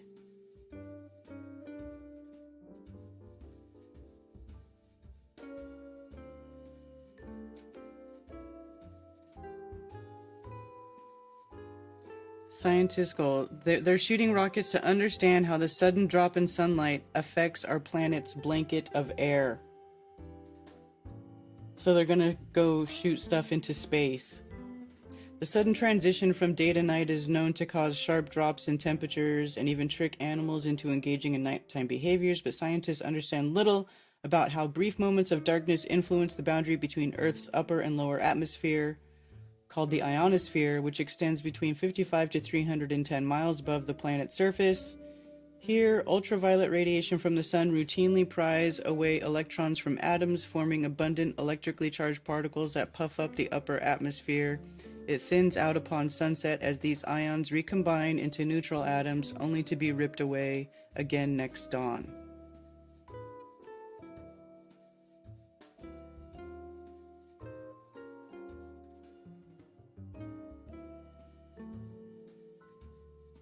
Launched 3 rockets from NASA's Wallops Flight Facility on Wallops Island, Virginia.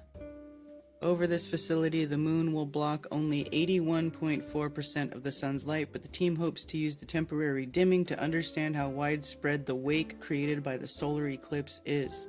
The wake? Does anybody remember what they're supposedly calling it? Operation something or other? Operation Bukkake? That's hilarious.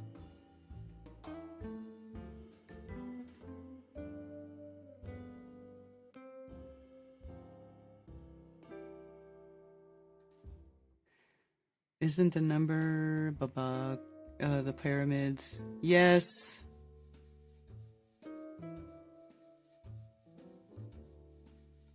Yeah, they say the speed of light in kilometers per second is the same as the numbers for the pyramids.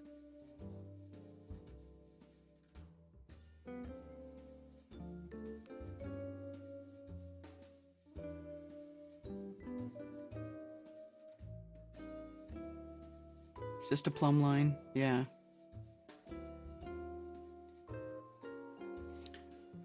I can't remember, there was some like serpent something. Operation Serpent. It was something about a serpent. You guys don't remember that?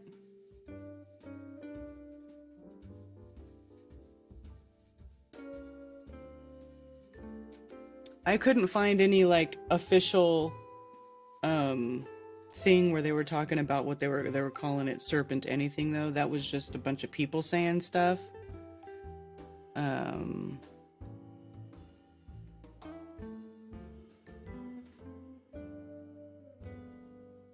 Oh look, they launched rockets into the last eclipse, the eclipse that happened in October of 2023 too.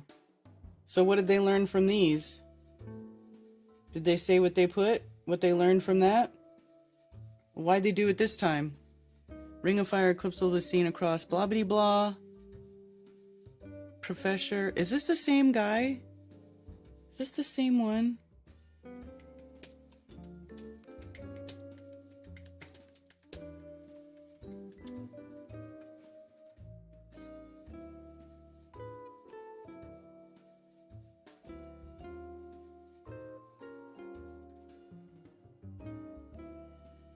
Trying to see if it's yes, it is. Aro Barjatya.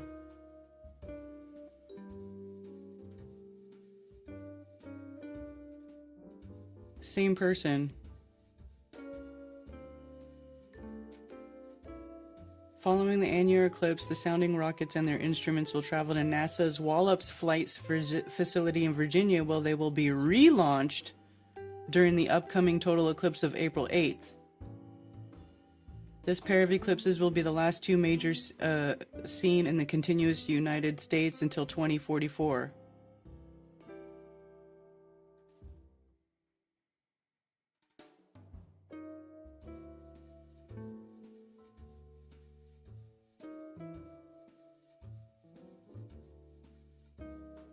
Although, of course, I can't find anything where they give it. The mission is named after the Egyptian god of darkness, Apep, and the enemy of the sun god Ra.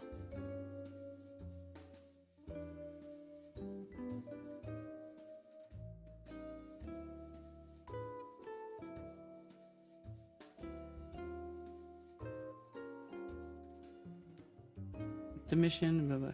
The mission is called Atmospheric Perturbations Around the Eclipse Path, or Apep, which is uncoincidentally the name of the Egyptian deity of darkness. According to tradition,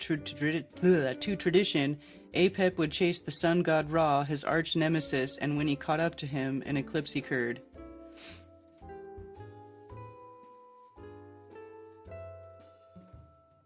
If you think of the ionosphere as a pond with some gentle ripples on it, the eclipse is like a motorboat that suddenly rips through the water.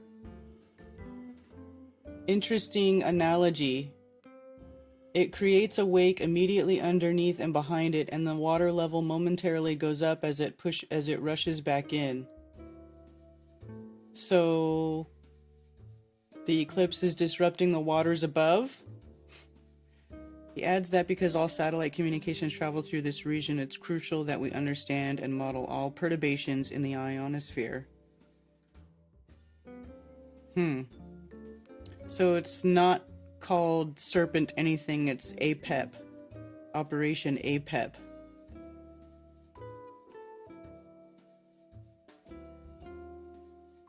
Well, I wonder if they still call it that.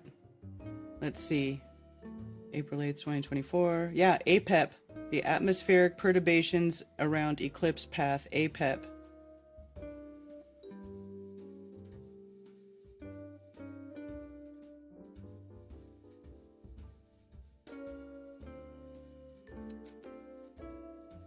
So these are the rockets. Right here. These big silver shiny rockets.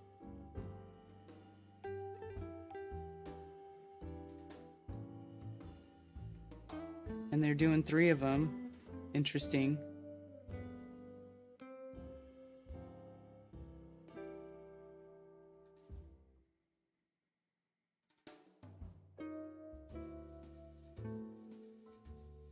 So this animation depicts changes in the ionosphere. Huh. High density ionized particles during the day. Interesting. Oh, look at that. Wow, that's really interesting looking. What? This animation depicts the waves created by ionized particles during the 2017 total solar eclipse. Oh, trippy. Ionospheric bow waves and perturbations induced by the 21st August eclipse. Look at that. A small and local.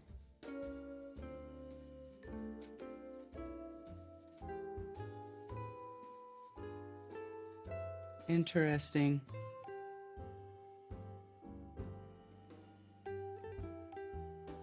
I've never seen that before of an eclipse. Cammy, have you seen this? Gothic serpent.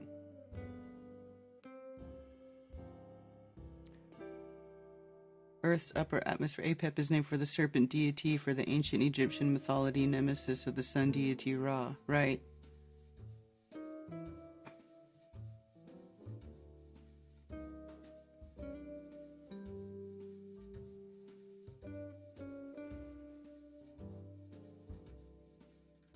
I've just never seen anything like this from an eclipse. I find this really interesting.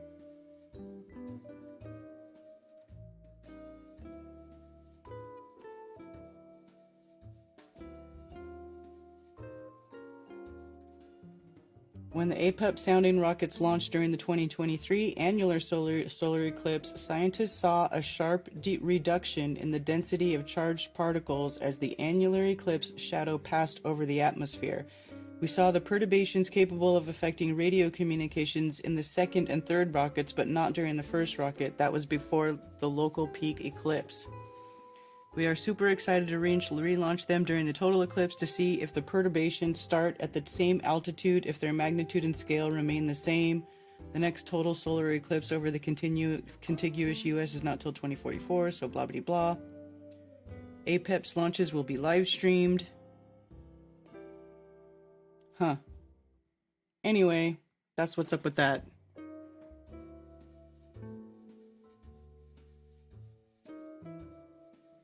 Yeah, I just found it interesting but that's how they have to show the data, because that's what the data shows, right? As a local phenomenon, because only one place sees the eclipse at a time.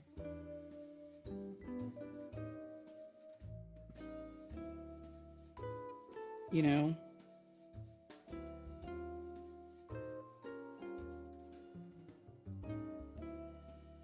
Interesting.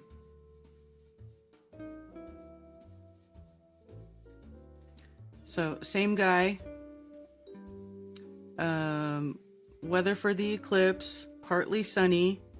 So, I don't know. Seems like there's probably a good chance to get a good viewing of the eclipse. Because that was the weather prediction for Salamanca, New York. So, that's pretty good. Hopefully it stays that way. It doesn't change.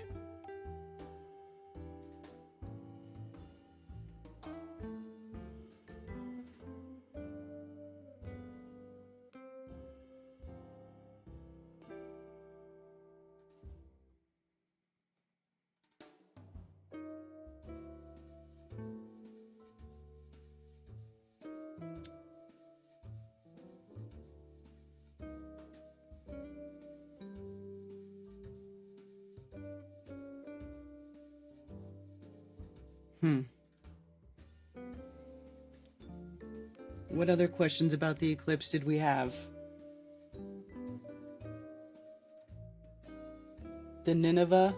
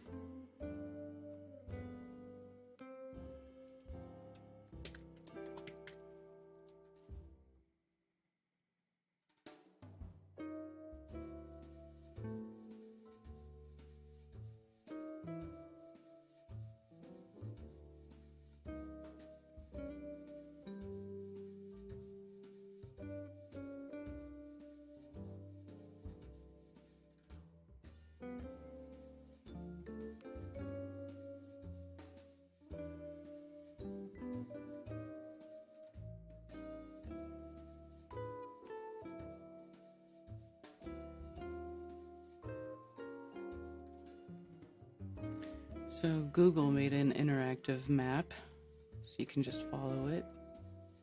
Do-do-do.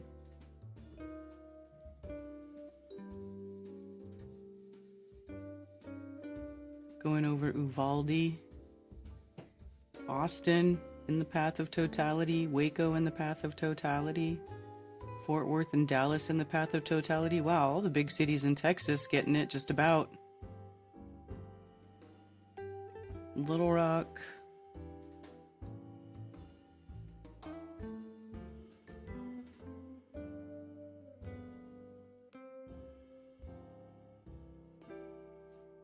Large map. There we go.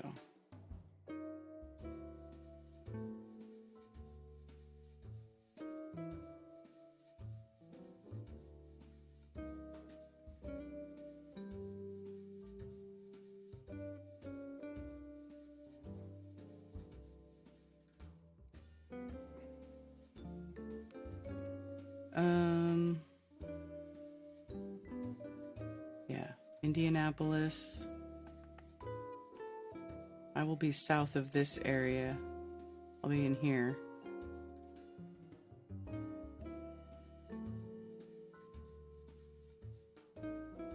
Cleveland in the path of totality, Buffalo, Rochester,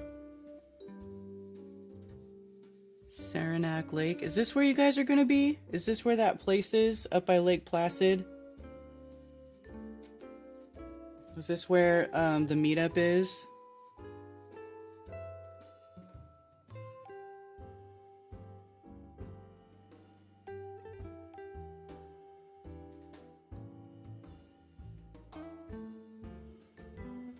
I don't see Salamanca.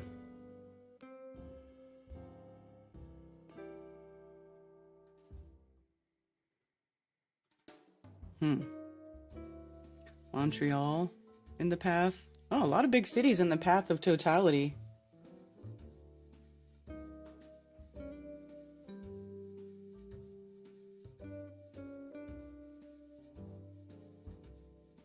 For some reason, I don't even want to be in that path.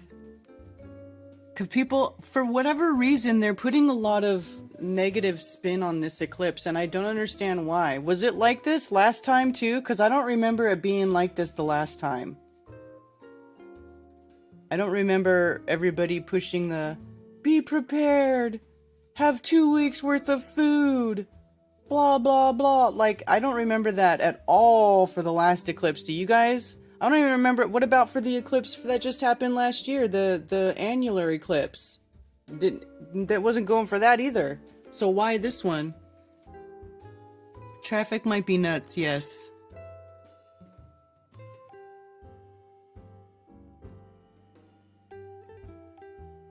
The shadows start on top of the sun. How does that work in their model?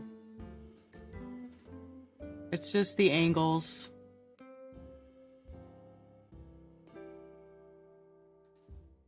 It's by Buffalo where they're going.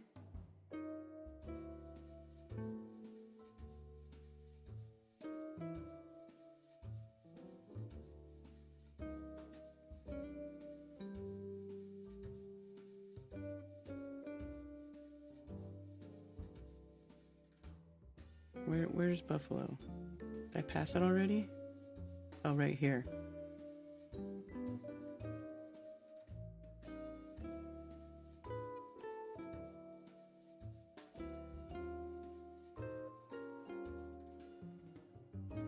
Oh, the Finger Lakes. Is this the Finger Lakes? Oh, it is.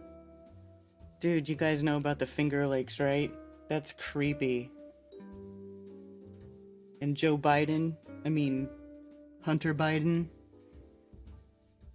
because of the Devil's Comet.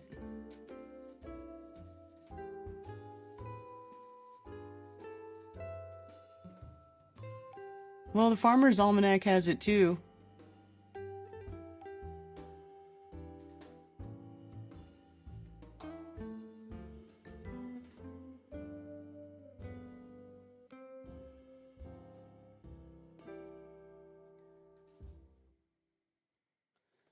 All right, you guys, I will be right back. One sec.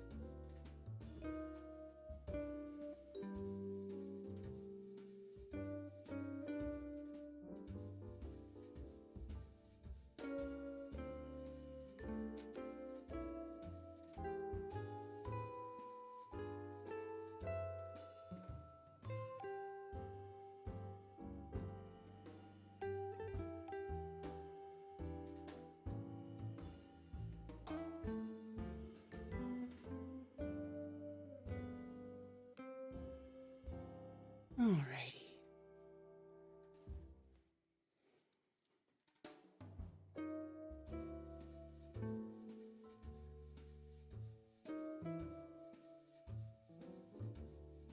I was on a ship for 6 months as a Marine, and one Navy ship took the bow off of another ship, the USS Denver. Ships are super hard to control. Shit happens. I think the eclipse really only goes over 2 Ninevehs. Yeah, see, I heard that the Ninevehs weren't all directly in the path. Like, they were just like, some was on the side, and some was here, and some was there. And so that they're not actually in the path.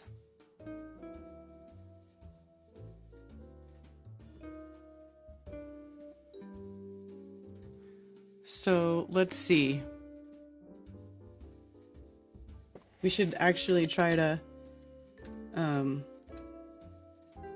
let's see, Nineveh, Texas. Where's the Nineveh in Texas?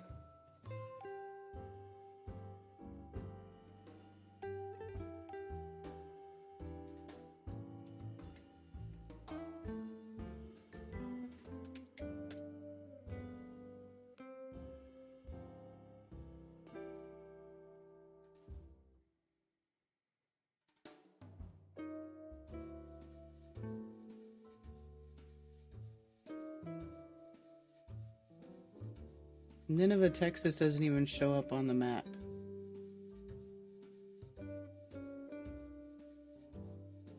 It's okay. So if I go over here, Texas, Nineveh is over here, northeast of Centerville, outside of the path of totality, which is not even going to show up on the map, but it's in this area right here, which is not in the path. Okay, so that's one Nineveh that's not actually in the path. Let's see, what about Arkansas? Nineveh. That's the next. Oh, Oklahoma is the next.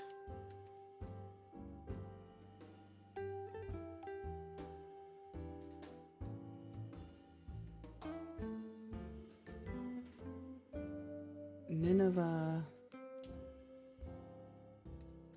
Oklahoma. Doesn't exist. Nineveh.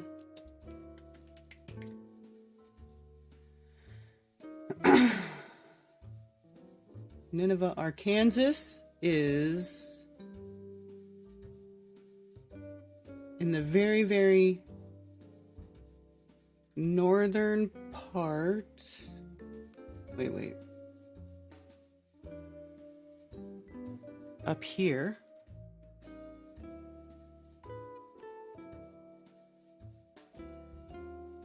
So Bentonville.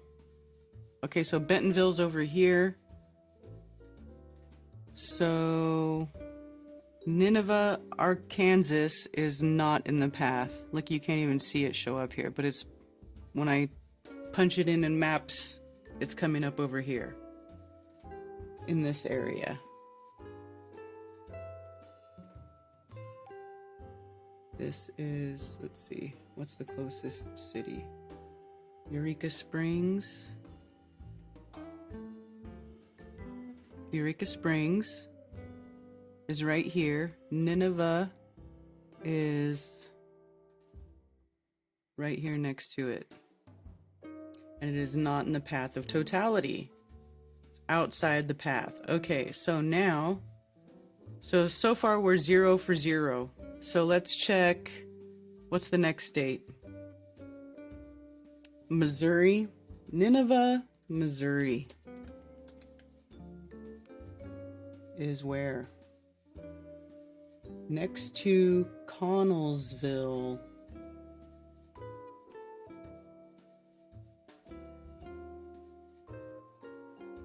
Which is almost on the Iowa border.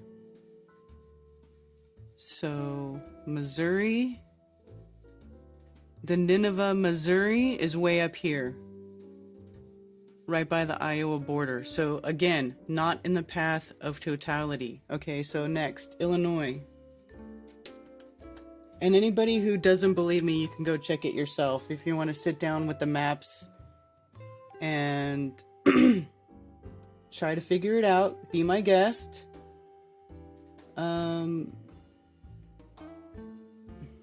There's no Nineveh in Illinois. No Nineveh in Illinois. There is a Nineveh township in Indianapolis. Okay. Nineveh township. That one is in the path. It's just south of Indianapolis, and it's almost directly in the path. So one so far is in the path. Let's see if I can pull up the name here. Nineveh, right here. You see it? It's the first time I've gotten a Nineveh to show up on the map that's in the path of totality. It's right here. Nineveh. That one's in the path of totality. How about, what's the next state? Ohio. Does this still count as all the Ninevehs being in the path? Or what do you guys think? There's nothing Nineveh, Ohio coming up. So, no Nineveh, Ohio.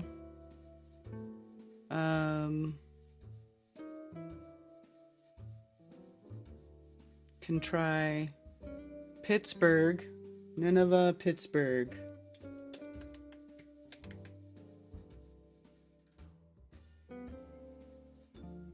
I mean, why Pittsburgh? That's dumb. Should be Nineveh, Pennsylvania. Oh, is there one? No. Nineveh, Van Buren Township, Ohio. Okay, I take it back. There is a Nineveh, but it's like a township. It's called Nineveh, Van Buren Township, Ohio. And I don't know why. It's more looking like Van Buren Township is the name. I don't know why they're different, but it's located east of Columbus or west of Columbus in here. Okay, so that one is in the path. That one would be just north of Dayton. So that's, I don't think it's going to show up as Nineveh though. Let me see if I can get it to show up.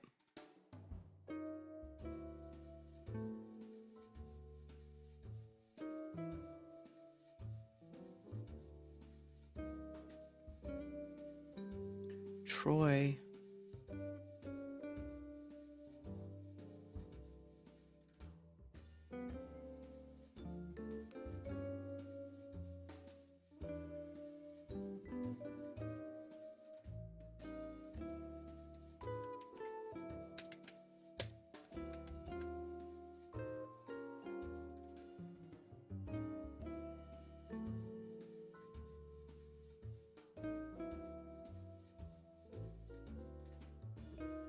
Right here, right near this Greenville place. It's like somewhere in here. I can't get it to show up. But it is in the path of totality. But it doesn't show up as Nineveh. There's a Palestine.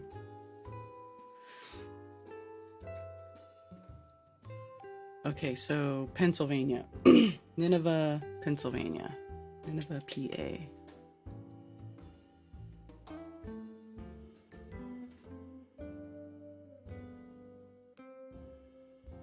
Nineveh, Pennsylvania is down here. It is not in the path of totality.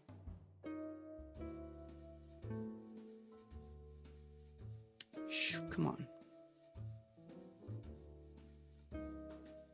Glitchy ass. Here. Pittsburgh. Okay, so it's right here.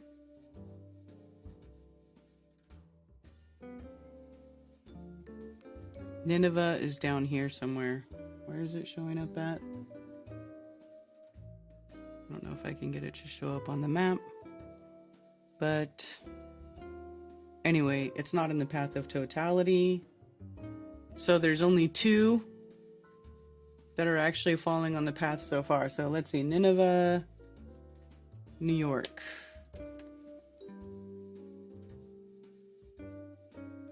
Nineveh, New York is let me see.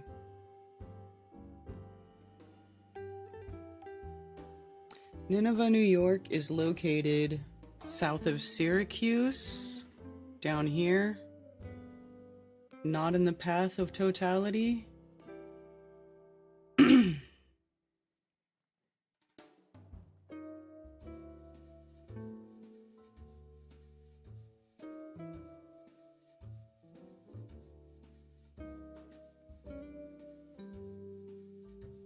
Norwich. South of Norwich. Nineveh, right here. There's Nineveh. Says it right there. It is not in the path of totality. So, I don't know. Does that still count to you guys or no? What say you?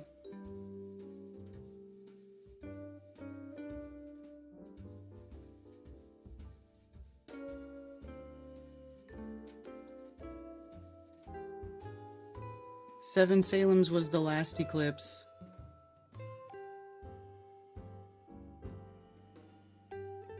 All Nineveh in the US are probably founded by Iraqi immigrants.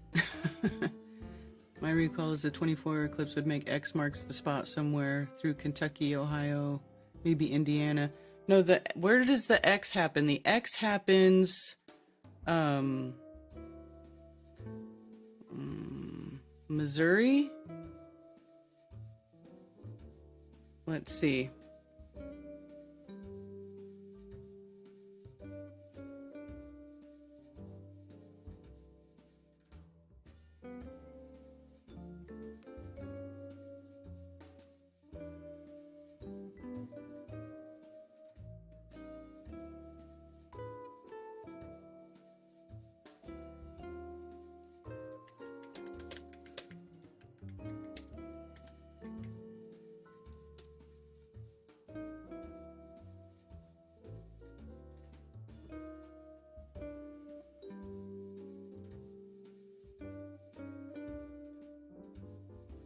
So in this area, southern Illinois, looks like. So right here, this is where it crosses over, this area, Shawnee National Forest, Cairo. That's where it's crossing over. So southern Illinois. Everybody here, they're pretty lucky not having to go anywhere for either of these eclipses.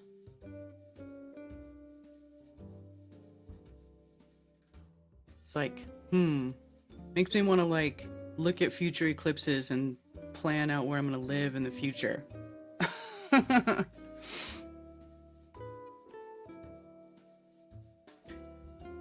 Jenny Spark and I are going to drive to Indiana to be in the path of totality. We're going to stream it. Oh, cool.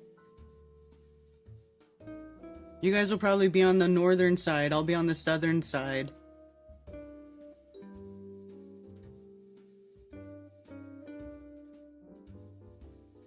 There's supposedly a place called Greenville in all the lower 48s. Yeah, there are a lot of Greenvilles I'm noticing. Once I started having events in Greenville, I was like, oh, there's a lot of Greenvilles.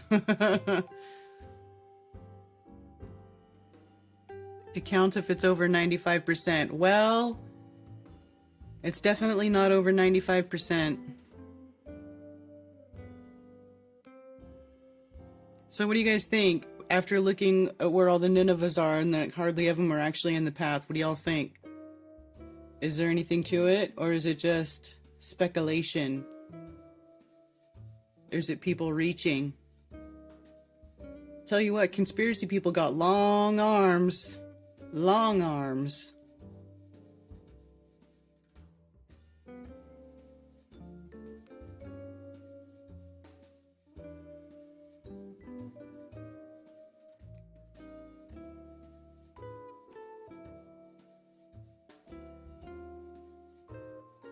Thank you for calling Coffee Talk. You're on with Karen B. Grand Rising from Boston Bear. Hey, how's it going? How are you? Good. Just getting kind of excited because I'm an hour from the path of totality, and question the answers is on the opposite side. So we were talking about maybe meeting up and checking this thing out. Nice. Yeah, I got pictures from the last one. It wasn't a complete, but I got some sweet pictures with my P1000 and solar filter. I'm glad I listened to your show because I didn't know, when this one is totally eclipsed, I didn't know I could take the filter off and kind of get some shots or get some video. Yeah, if you, because the solar filters block 99.9% or something of the light. So once it's totally eclipsed, your screen will go black. You'll see it. I see. Okay. Yeah, that makes sense. We were looking for rooms because I was going to take the family, but it's crazy. Airbnb and VRBO, they were doing like a single double bed in someone's house was like $800 or $900. Wow. And everything's sold out now. I looked just while I was waiting. I was looking. There's just nothing. But I know people around here, and I'm going to see if they'll let us just like car camp, bring tents, and just make a little camping weekend out of it, or Monday, Yeah, we got really lucky because Ted's sister lives in the path of totality in Indiana, so we're gonna go stay with them. Otherwise, I'm telling you, I probably wouldn't be doing it because there's no way I'm paying $800 a night for. There's just no way. Yeah. I've liked all the commentary just around like what do you think it means and how are the truthers reacting, like even the same kind of conversation with the bridge.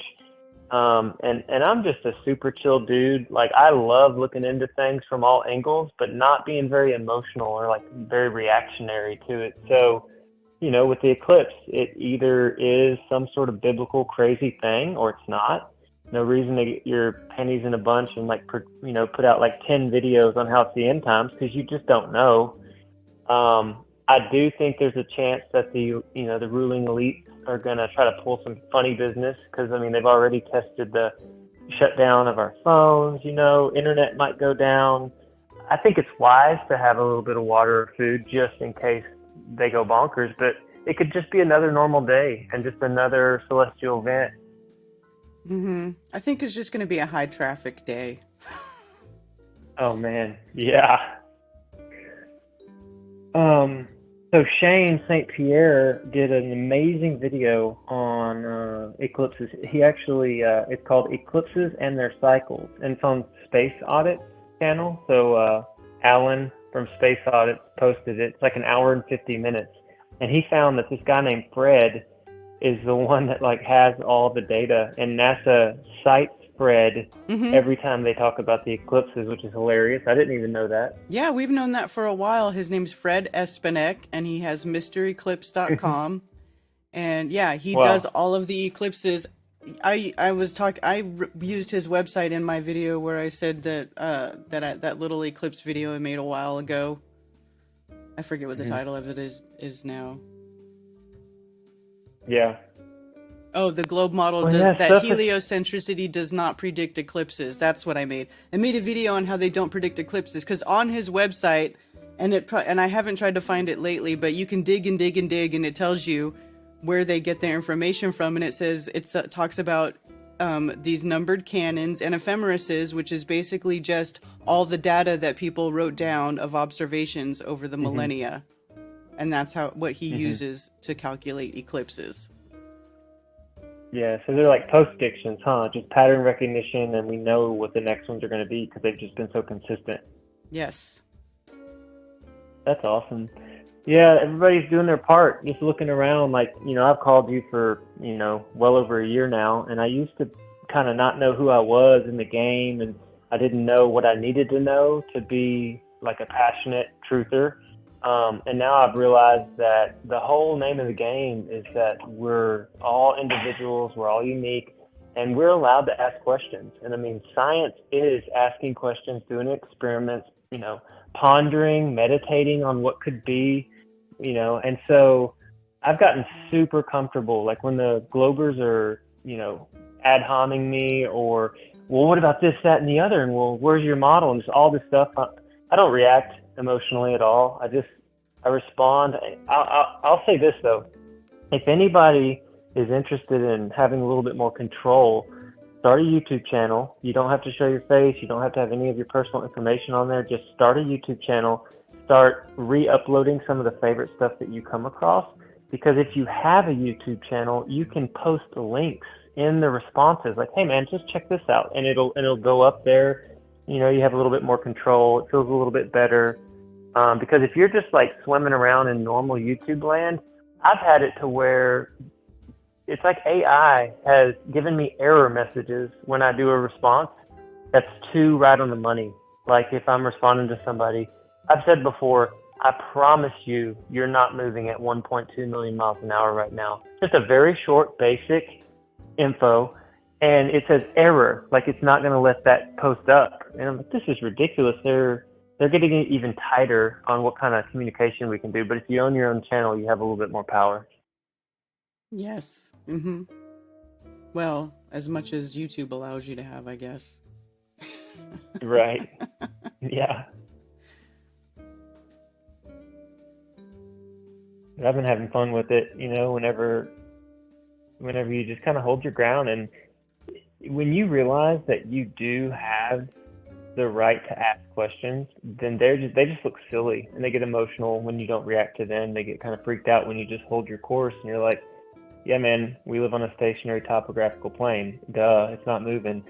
And I'm not saying we'll ever get to the point where we're going to laugh at the anti-flat earthers or be like, but it's getting really silly where a lot of people are waking up. A lot of people have looked into it. There is no proof for heliocentrism. And I'm liking how confident everybody's getting. So that's about all I had today. Other than, I know some people don't like to go to X or Twitter, but Wits It jumped on Twitter. Alan and Toby have hopped on there. Shane's really posting a lot of stuff on there, and it's fun. It's just fun to bounce around to the different platforms and just kind of get a vibe of how fast this is really growing. Yeah, I see them doing stuff on the Flat Earth Fridays on Twitter. Mm-hmm.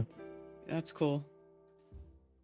Yeah, it's been fun. Do you know if we're going to do or where the next Flattoberfest might be? Because I'm so eager to do that again. Yeah, it's gonna be East Coast. Though I'm not ready to make any announcements about it yet. But hopefully after the Eclipse, I will have more information. That's awesome. Yeah, I'll be pre-ordering a ticket because getting with people and just visiting.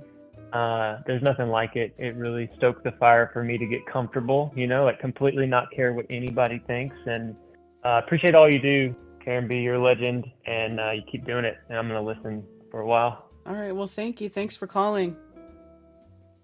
Yep. Peace. Take care. Mark Sargent says, check my Skype. Run that video. What video?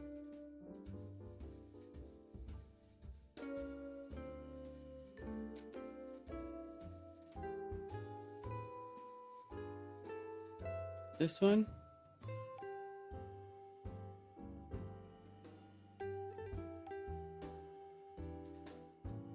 Is this the, oops. Is this just an animation of the eclipse?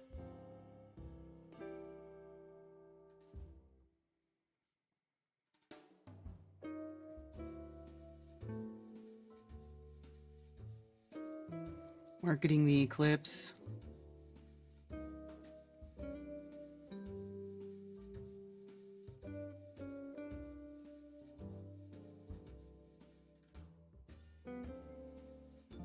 I would believe it if it passed the original Nineveh in today's Mosul, Iraq. I heard if you have a good solid beard, it protects you from the eclipse. I tried to look at eclipse through a telescope one time and almost burned my eye. Yeah, you gotta watch it. Only you need a filter unless it's during 100% totality.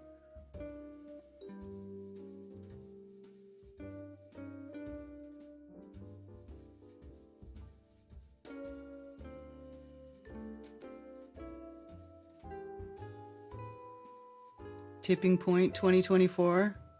Hope so. Let me ask you guys this.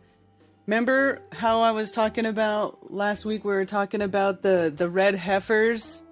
I keep seeing people talking about that they're getting ready to do the red heifer thing. Do you think they're going to try to sacrifice the red heifer during the eclipse?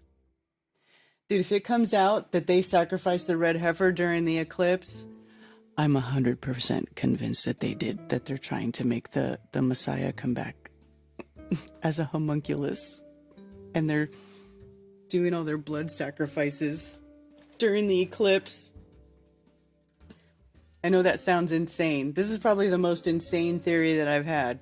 And I know I get really upset when people say ridiculous shit. And this might sound completely ridiculous to most people. But I do believe that they are trying to practice dark magic, harvesting that energy to try to do something. They could be trying to do something. Because I keep hearing about it. It like keeps coming up. And they're undisclosed this location and blah blah blah. And the sacrifice could happen any day. Like it just, I'm telling you, I don't think they're gonna tell anybody. I think they're just gonna do it. And then we'll find out about it after the fact. So we'll see.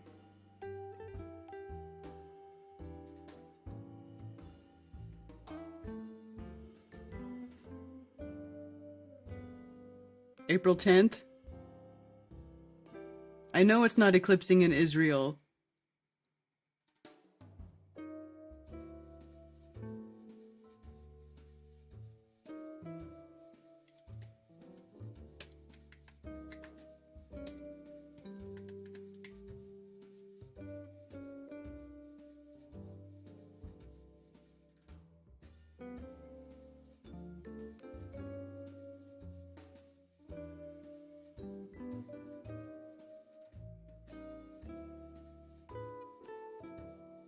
This is from 322. Dun dun dun.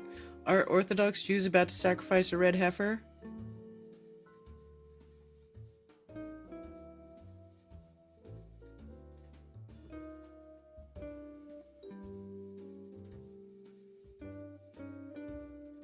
Many believe the building of a Jewish temple in Jerusalem is a critical signpost leading up to Christ's second coming. Though the Romans destroyed the last Jewish temple in 70 AD in his vision of the end times, the Apostle John referred to a temple in Revelation 11:1-6. Since he had his vision 20 years after the destruction of the Jewish temple, some have speculated that this indicates a third Jewish temple would be constructed. Because of this, the arrival of 5 red heifers from the U.S. in September 22 caused excitement, as the ashes from a red heifer are required for the purification ritual for the Jewish priests working in the temple.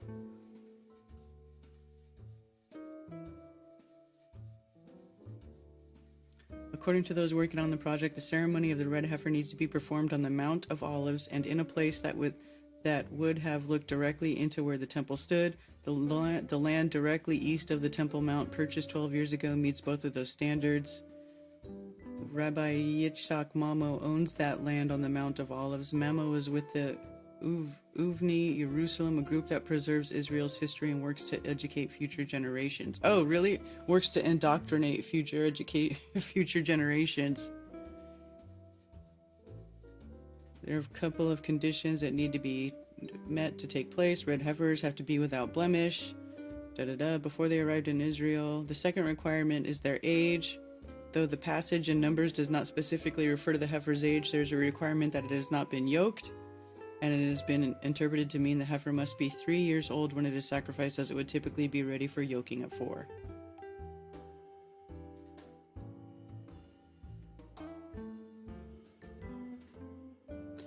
If there's any mathematicians here, so you can understand that we are very close to the 3rd year of these cows. Since the Jewish Passover will be celebrated April 22nd this year, some wonder if this, along with the construction of the altar, indicates the red heifer sacrifice could take place even secretly sometime before that date. Some have even proposed that it could happen as early as March 29th, which according to the Jewish calendar is the Sabbath of the red heifer, when the priests were purified with the heifer ashes in preparation for the Passover sacrifices. Though there is no requirement for the sacrifice to take place on that day, the age issue is still looming. Some point in 2024. So, I don't know. I think they're getting ready to do it. And if they do it, boy, it's going to cause a lot of she. It's going to cause a she.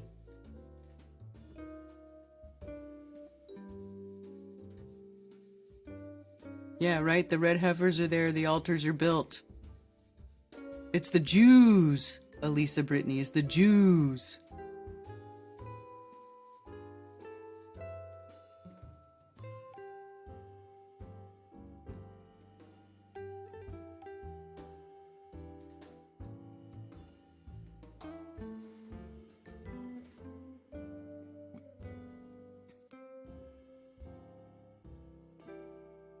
Yes, I was talking about cooking vinegar outside to clear the skies to view the eclipse. I had a red heifer prime rib on Easter. Ooh, that sounds good, Joe Mama. I want some. Animal sacrifice sounds like blood magic. Well, not only that, but here's the other thing too. They're literally slaughtering people on the land in Palestine right now. They are literally soaking the land with the blood of people. There's blood sacrifices. Because, you know, they tell people, oh, you need to go over here, go to this safe area because we're going to bomb this other area. And then everybody goes to that area and they bomb the area they told them to go to. And this is not a new thing. They have done this for decades. Every time there is any sort of upscale, like escalation in the conflict there, and they start bombing the shit out of Gaza, they do that all the time. That I don't know why anybody goes where they tell them to go. Probably because, you know, they don't know what else to do, because it's like they're damned if they do and they're damned if they don't. They get bombed if they stay, they get bombed if they go. They're literally soaking, they're like, that's what's going on there right now. There is so much blood sacrifice going on right now over there. That's another reason why I think they're trying to do it right now. Because this is like, there's like blood being spilled all over the place.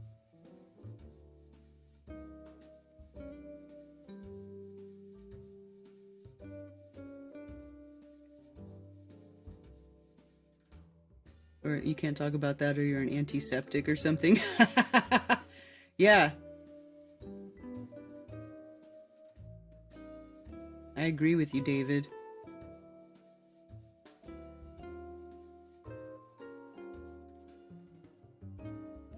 So anyway, that's my opinion about what's going on. Gulf Islands, British Columbia. Thank you for calling Coffee Talk. You're on with Karen B. Hi, Karen. This is Lloyd. I may have spoken to you before. I'm not sure. But this eclipse, this X, goes right over New Madrid. And the last time, suppose it happened, was pre-1811. I think 1811 is when the New Madrid fall, the biggest earthquake in North America that we know of, occurred. So. Huh, the New Madrid fault? Yeah, my family's from down there, and it has like 3 different names. Land of Goshen, a little Egypt, and a few others. But, who knows? Oh, that's interesting. Yeah, it does. It runs up right there in that same line. Yeah, that's because it made the Mississippi go north for a few minutes or so. That's interesting. I'm just fortunate. So did you say the last time?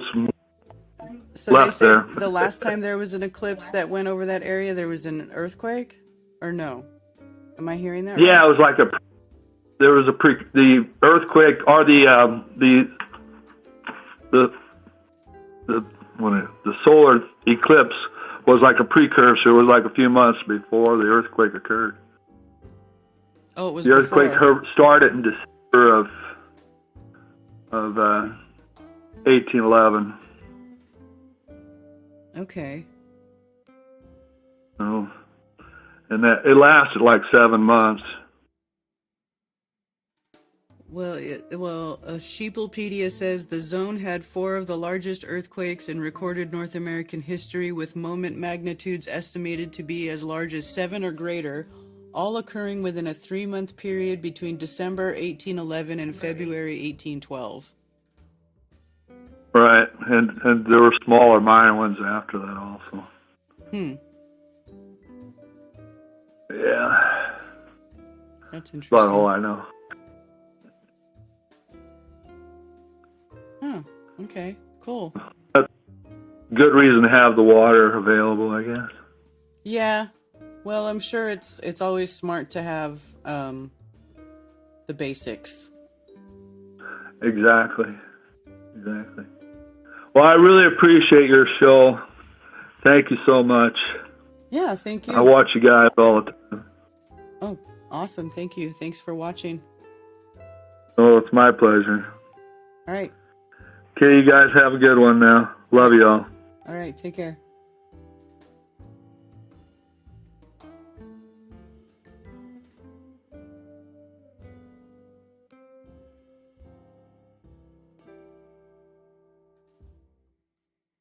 YouTube censoring your comments?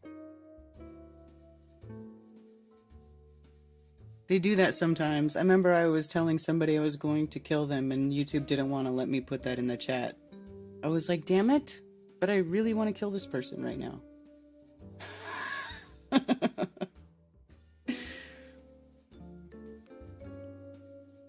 Thank you for calling Coffee Talk. You're on with Karen B.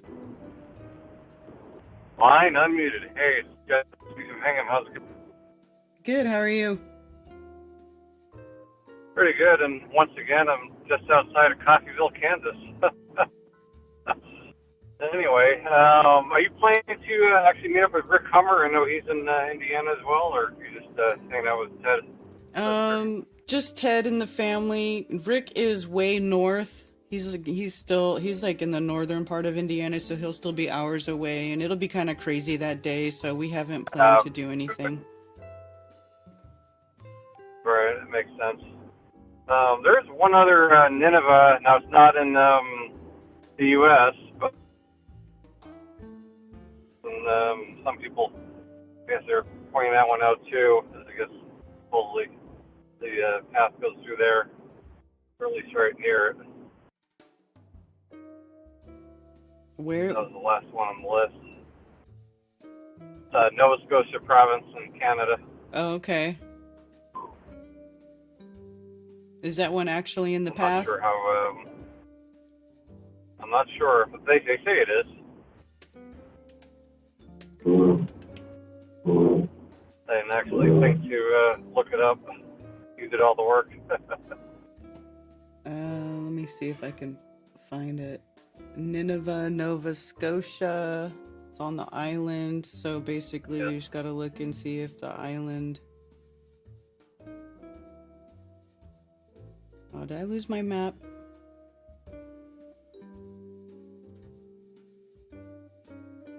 Oh,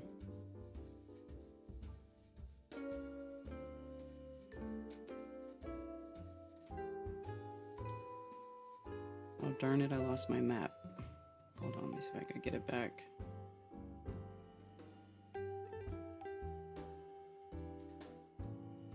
And the other one they make a big deal about is, I guess, the Eclipse path goes right over the, you're probably familiar with the Noah's Ark Museum Yeah. in Kentucky. Mm-hmm. Does it go over that? Supposedly, so they say. Huh, I'll have to look up. Well, Of course, the it's only going over a small part of Kentucky, so I have to see.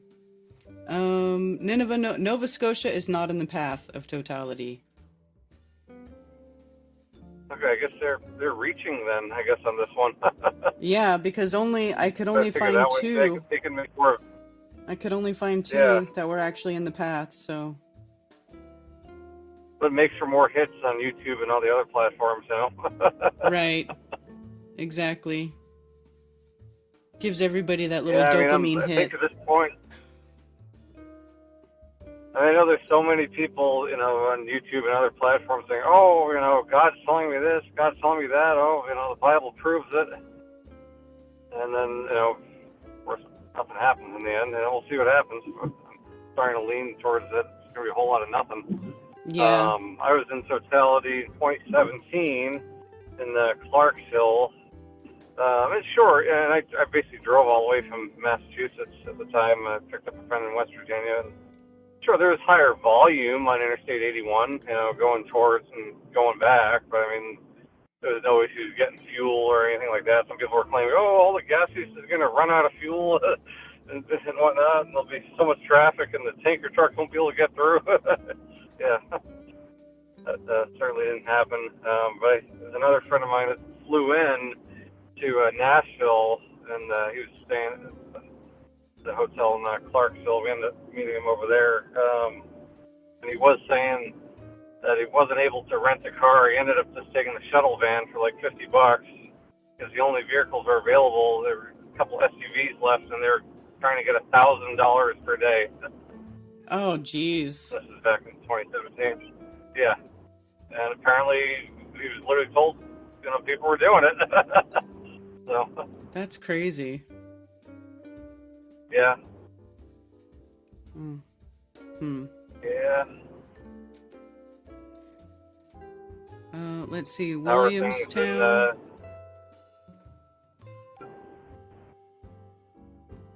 Oh yeah, and then Rapture, Indiana is the other one. But supposedly, I think you were saying before, that's just like a kind of like a neighborhood or something. It's not really an actual town. Yeah. You know what I mean? It was the township had a different name. And Williamstown, the Ark, is not in the path of totality. It's just outside the path. Oh, another one. Yeah. I mean, I guess if they're more specific and said, oh, well, it's close, you know? But, of course, they say, oh, well, it's right in the path, even though it isn't. No, it's not. But again, more hits. Yep.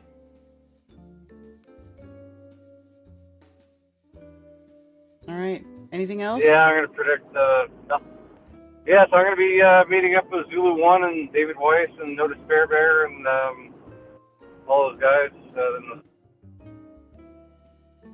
Cool. It's going to be a party. Party in New York in the Eclipse. Oh, I think he fell off. He's not on the board anymore. I don't know what happened. All right, thank you for calling Coffee Talk. You're on with Karen B. Hey, Karen, it's David Rife here. Hey, David, how you doing? I'm doing good. Doing good. You got me and Jenny Spark here on speakerphone. I've just been listening this morning. But I wanted to call and talk about the eclipse and stuff. I was actually during the Path of Totality in Greenville, is where I'm from. So I was in the Path of Totality in 2017. And I during the eclipse, I want to say, I don't know how stupid it was of me to do it, but I looked straight at that eclipse and my eyes aren't damaged. And so I don't know what to say of that. It's like a big mess. And When and I prayed for discernment. Did you look at it during totality? Oh yeah, the whole time. From the onset, during it, like I stared straight at the sun the entire time. Yeah. And like I was wary, I was concerned, like if my eyes were going to start burning, I was ready to look away, but it didn't hurt me at all. And I'm not encouraging anyone else to do this, burn their eyes up. And I know for me, it didn't hurt me whatsoever. So I've been perplexed. I prayed during the whole time for discernment. Like I had just gotten out of prison about 6 months before, and I'd been a completely different person. And it wasn't 2 weeks later that I found the Berenstain Bears had changed, and it started my whole journey. It was a month after the eclipse that I was like binge watching Mark Sargent. You know where it went from there. So I think the eclipse is always my marker. Is the moment that I awoke to the BS of the realm, right? Like I went to prison for something I didn't do, and during that time is where I found God, you know, and I connected with the Creator. And then when I got out, you know, it was like I prayed at the eclipse, and I mean, I swear, 2 weeks later, I'm Mandela effect, flat Earth, and it's all to the races from there. So now, like, I'm in Minnesota with Jenny Spark now, and she was like praying during the eclipse, and she wasn't in totality like I was at the 33rd parallel, and like this time. So now we're gonna try to drive to Indiana and meet Austin and Kaylee from Austin. You know, Melodome, Austin. Mm-hmm. We're gonna drive down there and try to meet up with them and be in the path. Jenny Spark and we're gonna record it. Cool. Yeah. I was just talking with her earlier. I was like, I wonder how many people were in the path of totality for both. You know, and it's just amazing, like how completely. Like 7 years ago, I mean, I was a globey, like science guy. So like this time, I'm decided to look at it and pray again for discernment. And I was like, man, if I wake up as much as I did this last time, I don't know what'll happen. That's funny. Actually, somebody else commented on my channel that they woke up during the last eclipse, and they're like, maybe this one will turn me back into a globey. I was like, I don't think so, but keep us posted. Yeah. Check my Facebook a week after the eclipse, and if I'm wearing a NASA shirt, somebody please assassinate me.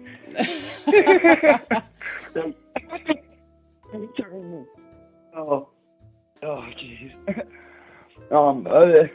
Yeah, Karen, I appreciate all the work you do in promoting our events every month.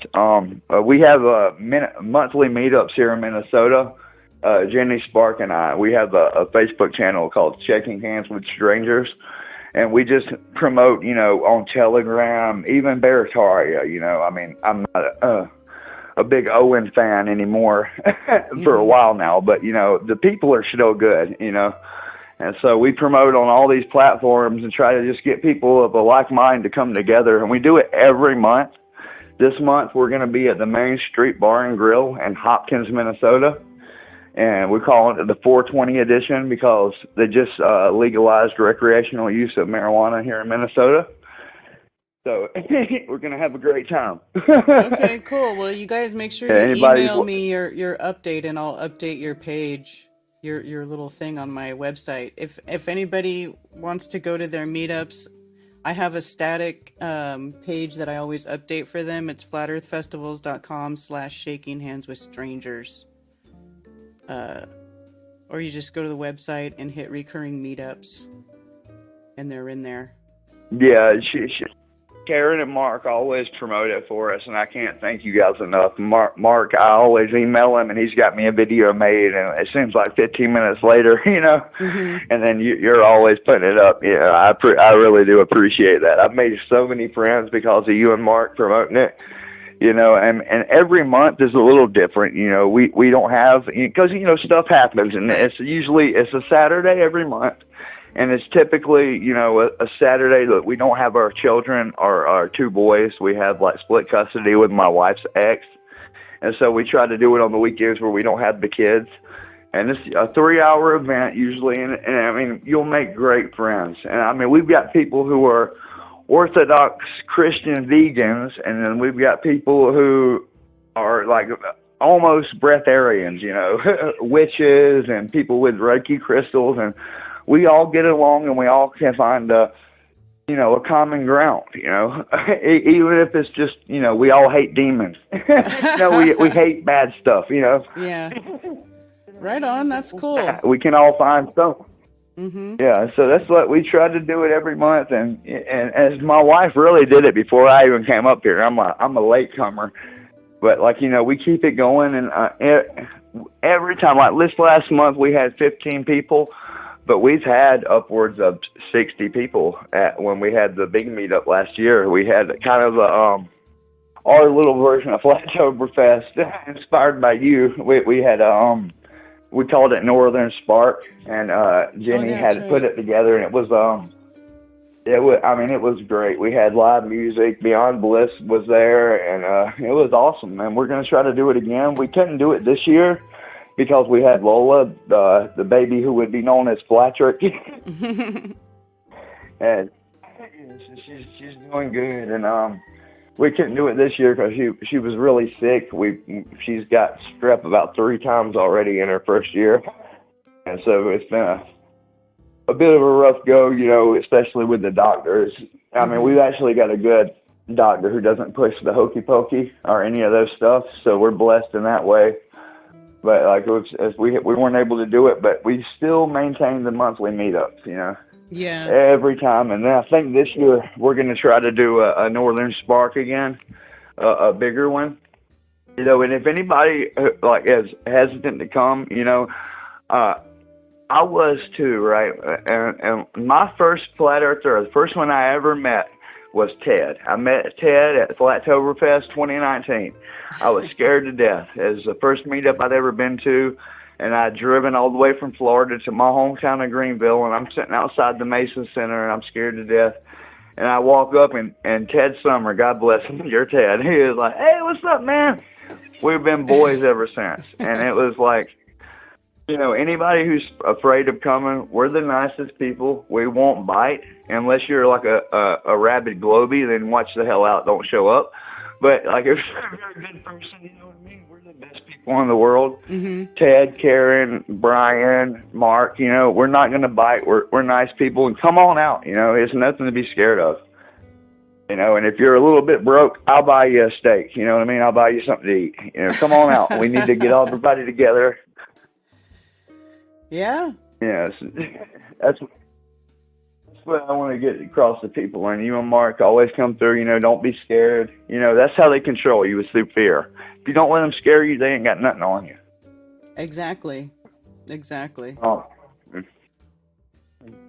So yeah, I mean, anybody listening, if you want to sub to my channel, it's David Rice channel, and then Jenny Spark is my wife. I put out shorts pretty regular. My wife, we do shows. I mean, we got to get back into it. We just had a baby, but we're jumping into it running, you know. And anybody wants to sub to us, and please watch Mark and Karen on Strange World, and you know, watch us. You know, anything we put out is usually good stuff. If you want to check out my Crow episode, I was 522. It was me and Jenny Spark talking about our journey and stuff and how we woke up. You know, I appreciate you letting me call in, Karen. I've been wanting to do it for a while. You know, I've been listening to the coffee talk. Well, you know, I've been following you since you had 700 subscribers. I think I was the 730th subscriber you had. Wow. Way back in the day. Yeah, that's a long time. Yeah. I was like, man, I'm not. Yeah, it's a long time. Right on. Yeah, I found you like right after Mark. It's really cool coming full circle, you know.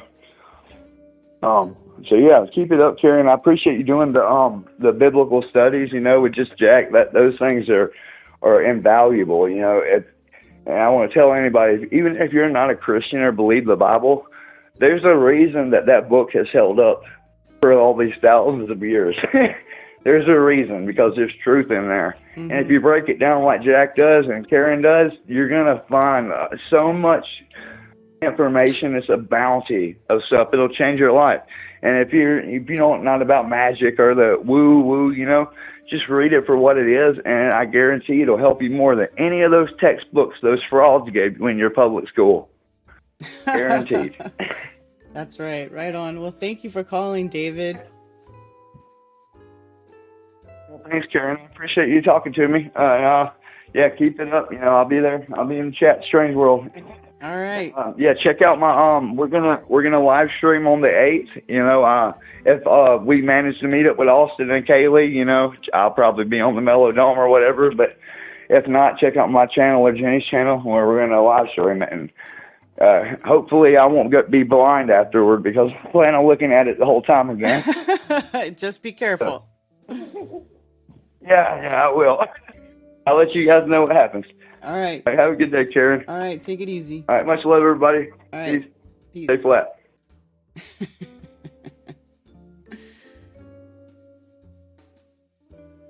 Yeah, that was a great call.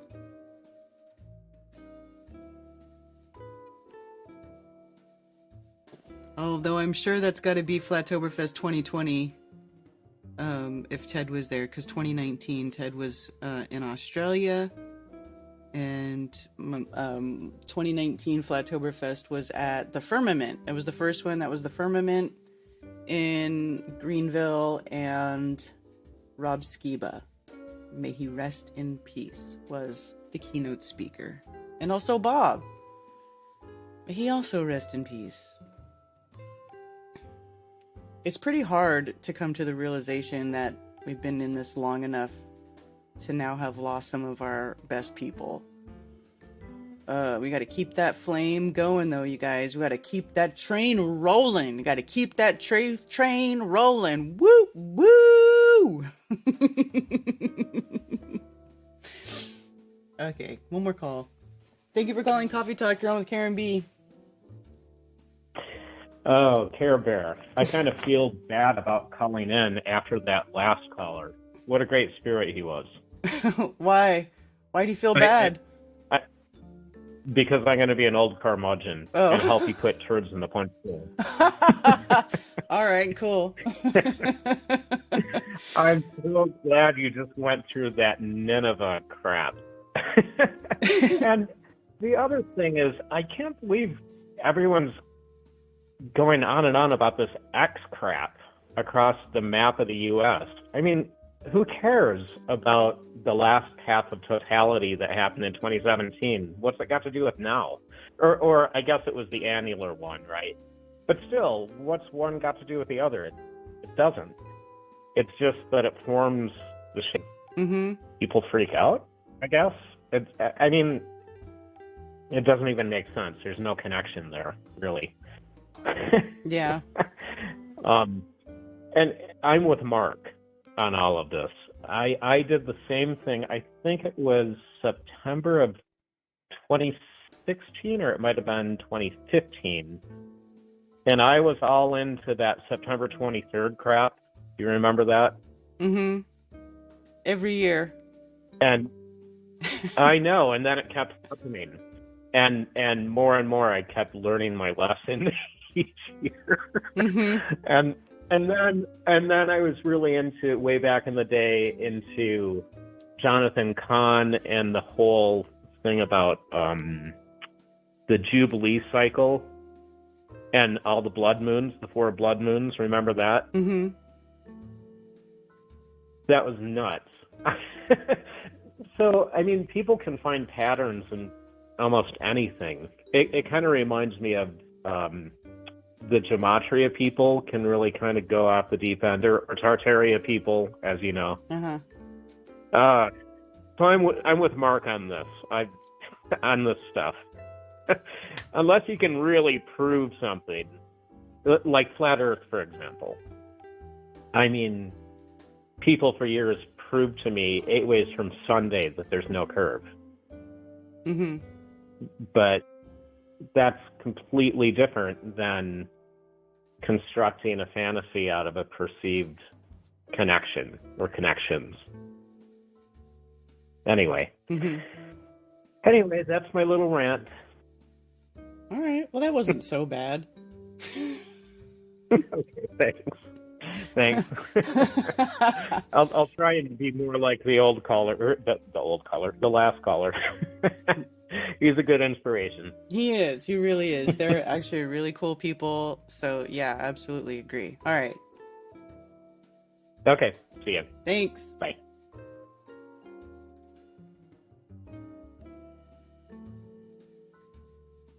Oh, Doc Michael, yes, R.I.P. Doc Michael. He made it into my Flat Earth tribute video. I don't know if you guys have all seen that, but I did make a tribute video to all of our lost Flat Earth people. Joe Mama says I paid for Doc Michael and put him in my room at the Dallas conference. I'd never met or talked to him before that. Aw.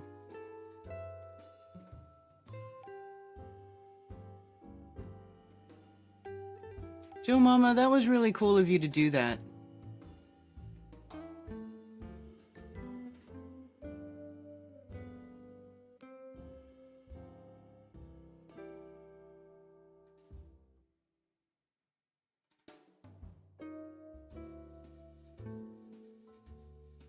"2020 confirmed." Oh, I thought I heard him say 2019. Mark Sargent was there. Yes, Mark Sargent was there in 2019. That's right. Mark is one of my ride or dies in the flat Earth movement, community, whatever you want to call it. We live in strange times, and we have a front row seat for the crap show. Yeah.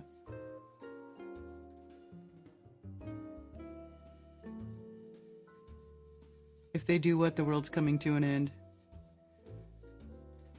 I don't think the world will come to an end, but it's gonna make a big stink if they do that. It'll just be more turmoil and war, and people love religions historically have been some of the biggest reasons for war. So, it's gonna be bad. Bad things could happen. I hope not, though.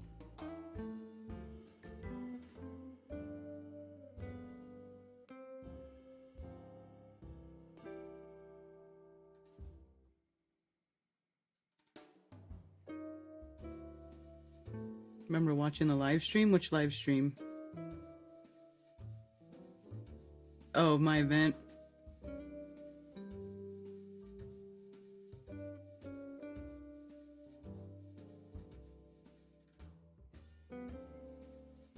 So yeah, remember to send me your little updates if you guys want your meetup to be put on the website. You email me, KarenBFE@protonmail.com. You can also email flatearthfestivals@protonmail.com. So like I said, I probably won't have any announcements for Flattoberfest until after the eclipse, because I'm getting ready for the eclipse, and I still doing stuff in the background. I'm not really going to have time or really anything to announce probably before the eclipse. So we're going to let that happen first. And then after that, we will see what's going on.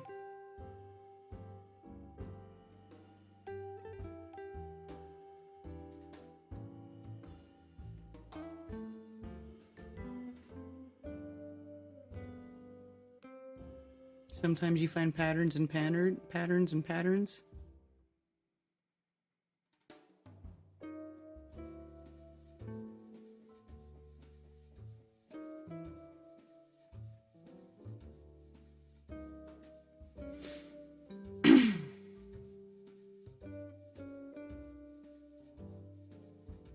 Julian the Apostate tried to rebuild the temple in 363 AD, and God destroyed the foundations with an earthquake.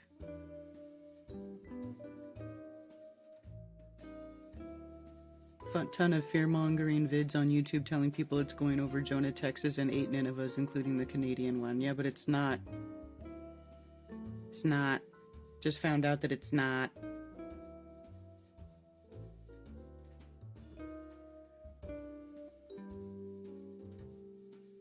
Which chat platform do you think Karen is reading from? It's YouTube, because most people are at YouTube, but I do look at the other chats every once in a while, so I'm sorry, there's just never as many viewers on these other platforms. I wish I could get people off of YouTube, but do you know how incredibly hard it is to get people off of YouTube? Incredibly hard.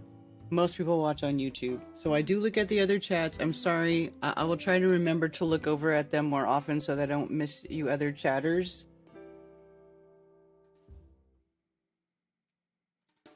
So, like the chat that shows up above my head on the screen, that is the chat from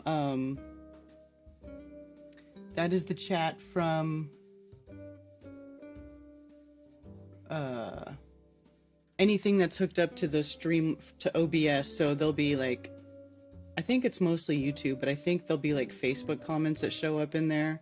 But I don't know how to get the Rumble chat to go in there or the Rockfin chat. So anyway, sorry.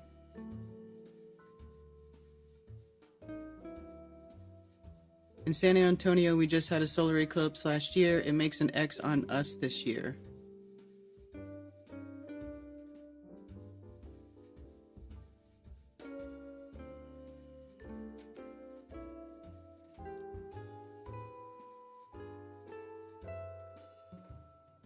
San Antonio. Yeah. Let's see. Yeah, San Antonio barely. Like part of it's in the path and part of it's not.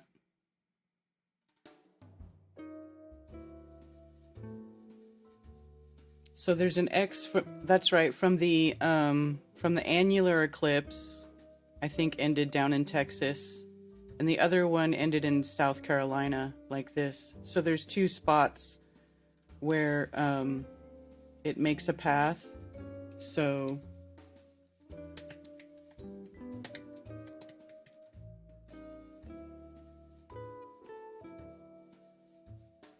here we go.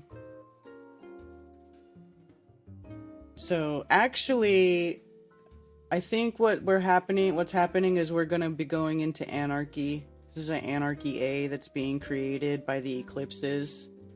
Once this final eclipse passes, that's it. That's the A. That's the side letter in the A. We'll be done. Anarchy will be complete. One can hope. One can dream.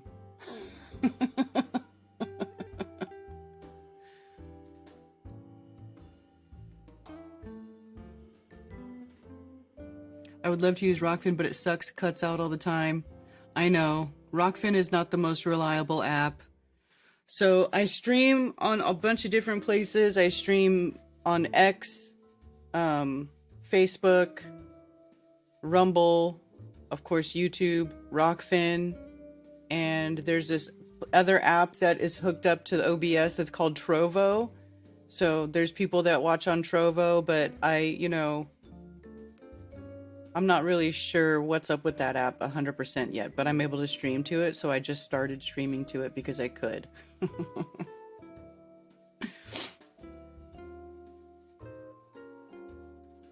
This is just the beginning of the craziness? Yeah. I know, right?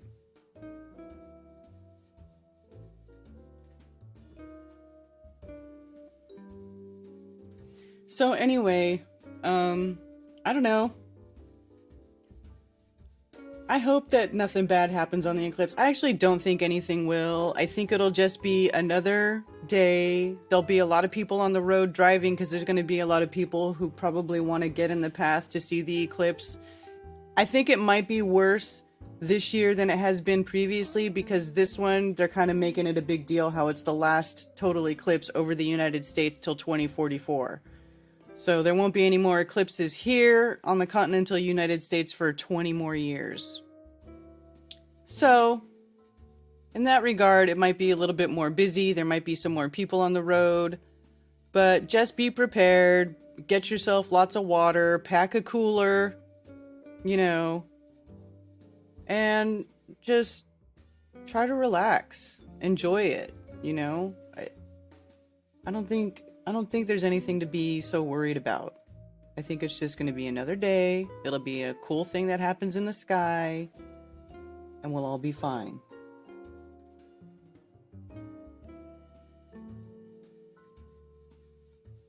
Yeah, or anarchy. Thanks for calling Coffee Talk. You're on with Karen B. How you doing? Good. How are you? Today. I'm doing good. I just had a simple question for you.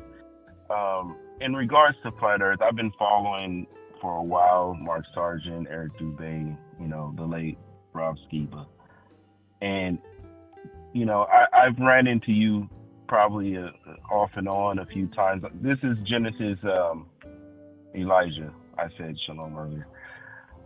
But my question for you, Karen, is in being a part of this big reveal and spreading the awareness of flat Earth, which I commend you guys. I commend all the work that you guys do.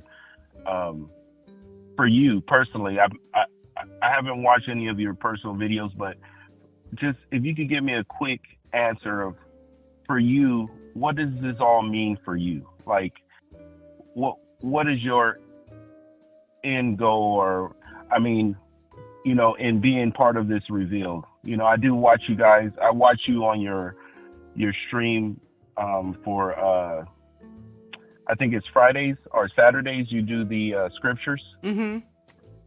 And so I watch that and everything, and I really like that.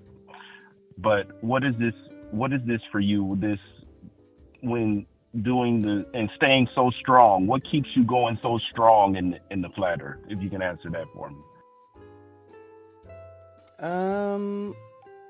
Probably the simplest way I could explain that, it would probably be the love of truth. I just want to know the truth. I want to know what this place really is. I want to know what it means for humans to live up to their fullest potential, because I feel like that's what's being hidden from us. Like, even more so than the shape of the earth is ourselves, who we really are, how much power we really have, how we all are co-creators here. So for me, it's like I mostly want people to learn that,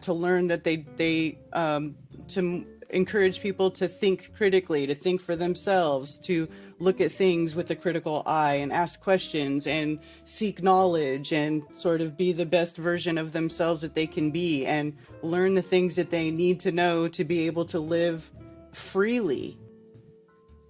That's what keeps me going. I hear you. I mean,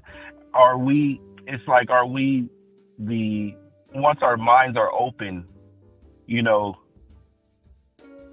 I guess I don't want to get into that type of subject, but once our minds is open as a community, I mean, as a larger community, that could be scary to the powers that be, right?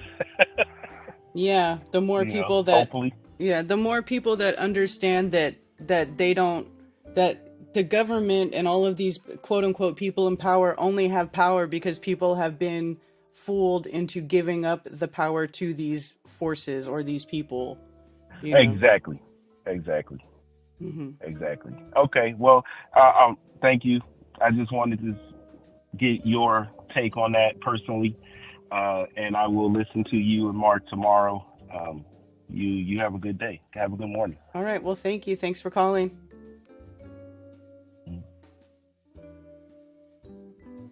Alrighty.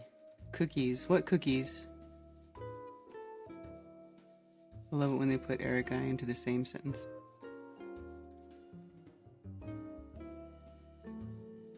We'll get more in 2024.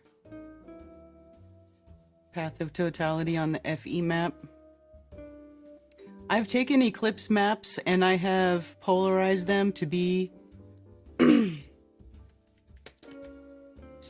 an AE form. Let me see if I can find them right now. I'll see if I can find one real quick to show you guys what they look like.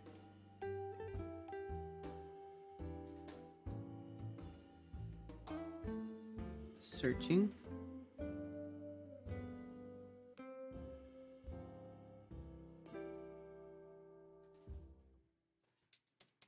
Let me try just searching Eclipse.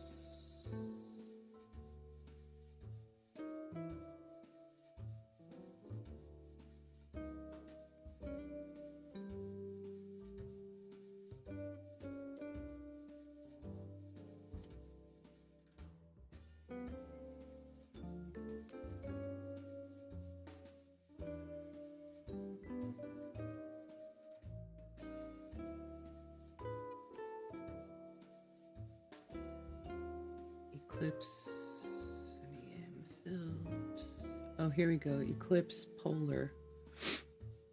So like this, they kind of just make little half circles. It's kind of weird. The Antarctic ones look funky. But they kind of look like that.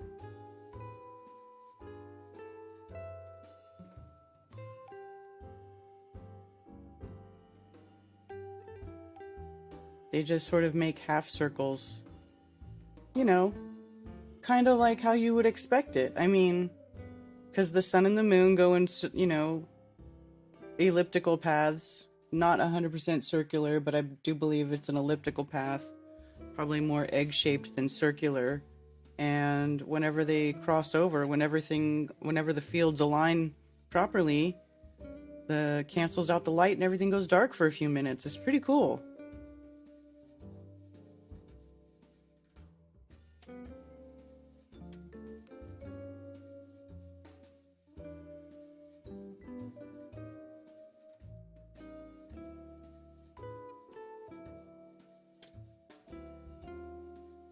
So this is sort of a picture where I was talking about, like, you can kind of see the field in the lights, because you'll see, like, it's like it'll have light coming out of each pole, opposite pole, and then coming around, and it looks very toroidal in form.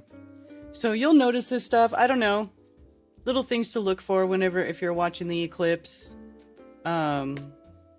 Make sure you have solar filters. Make sure you have eclipse glasses, because I don't want to be the one who's like, yeah, look at the eclipse with your naked eye, and then you're like blind the next day. Just be very careful. Use your own discernment. I personally I wouldn't stare at the eclipse directly unless it's during totality, you know, or almost totality at least, you know, because seriously, don't hurt yourself, people. Just don't do it. Don't do it. So I think I'm going to wrap it up, because it is 1:30 p.m. Been going for quite a while today. Yes, I'm going to film it, Elisa Brittany. I'm going to have 3 different cameras and a drone, and I don't know, you know, I'm going to be like, hopefully I'm going to try to get some helpers to man some of my cameras.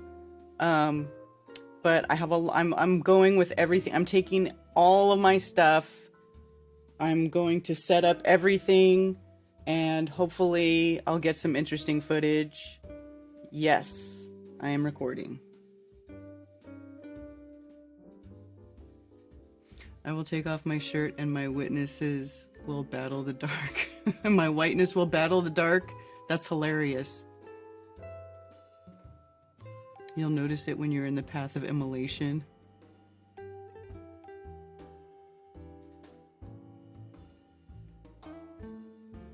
I swear when you made the eclipse observation and bells rang apparently from a church nearby. What do you mean?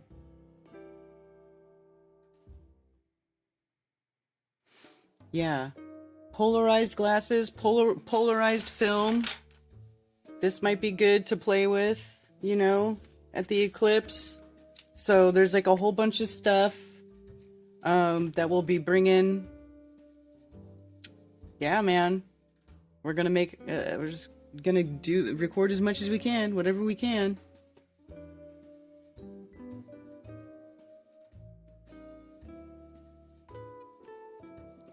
Yeah. Well, I'm not even friends with that person anymore. Ben, that's hilarious.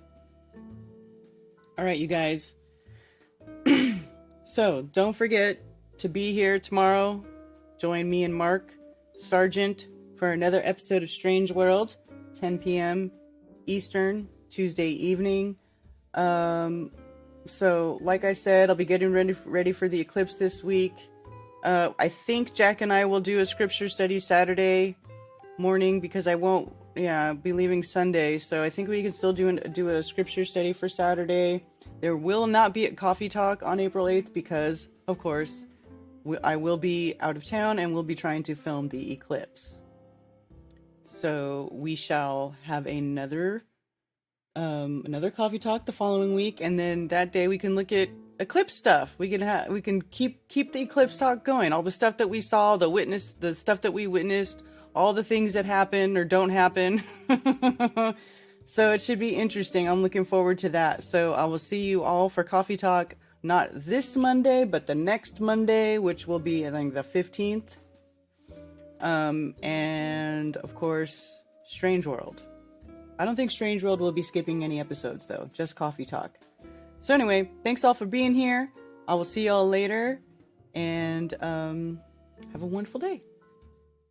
And for those who wish to send me stuff through snail mail, you can send it to P.O. Box 10, Earl, North Carolina, 28038. There are also links below for Flat Earth merch, and you can send me donations. And I do appreciate all the support. Sincerely, thank you very much. Also, please go to flatearthfestivals.com for all information about upcoming Flattoberfests and Flat Earth-friendly local meetups. If you are organizing a local Flat Earth meetup, email me at flatearthfestivals@protonmail.com with your meetup information to have it listed on the website for free. For everything else, you can email me at karenbfe@protonmail.com. Thank you for being here.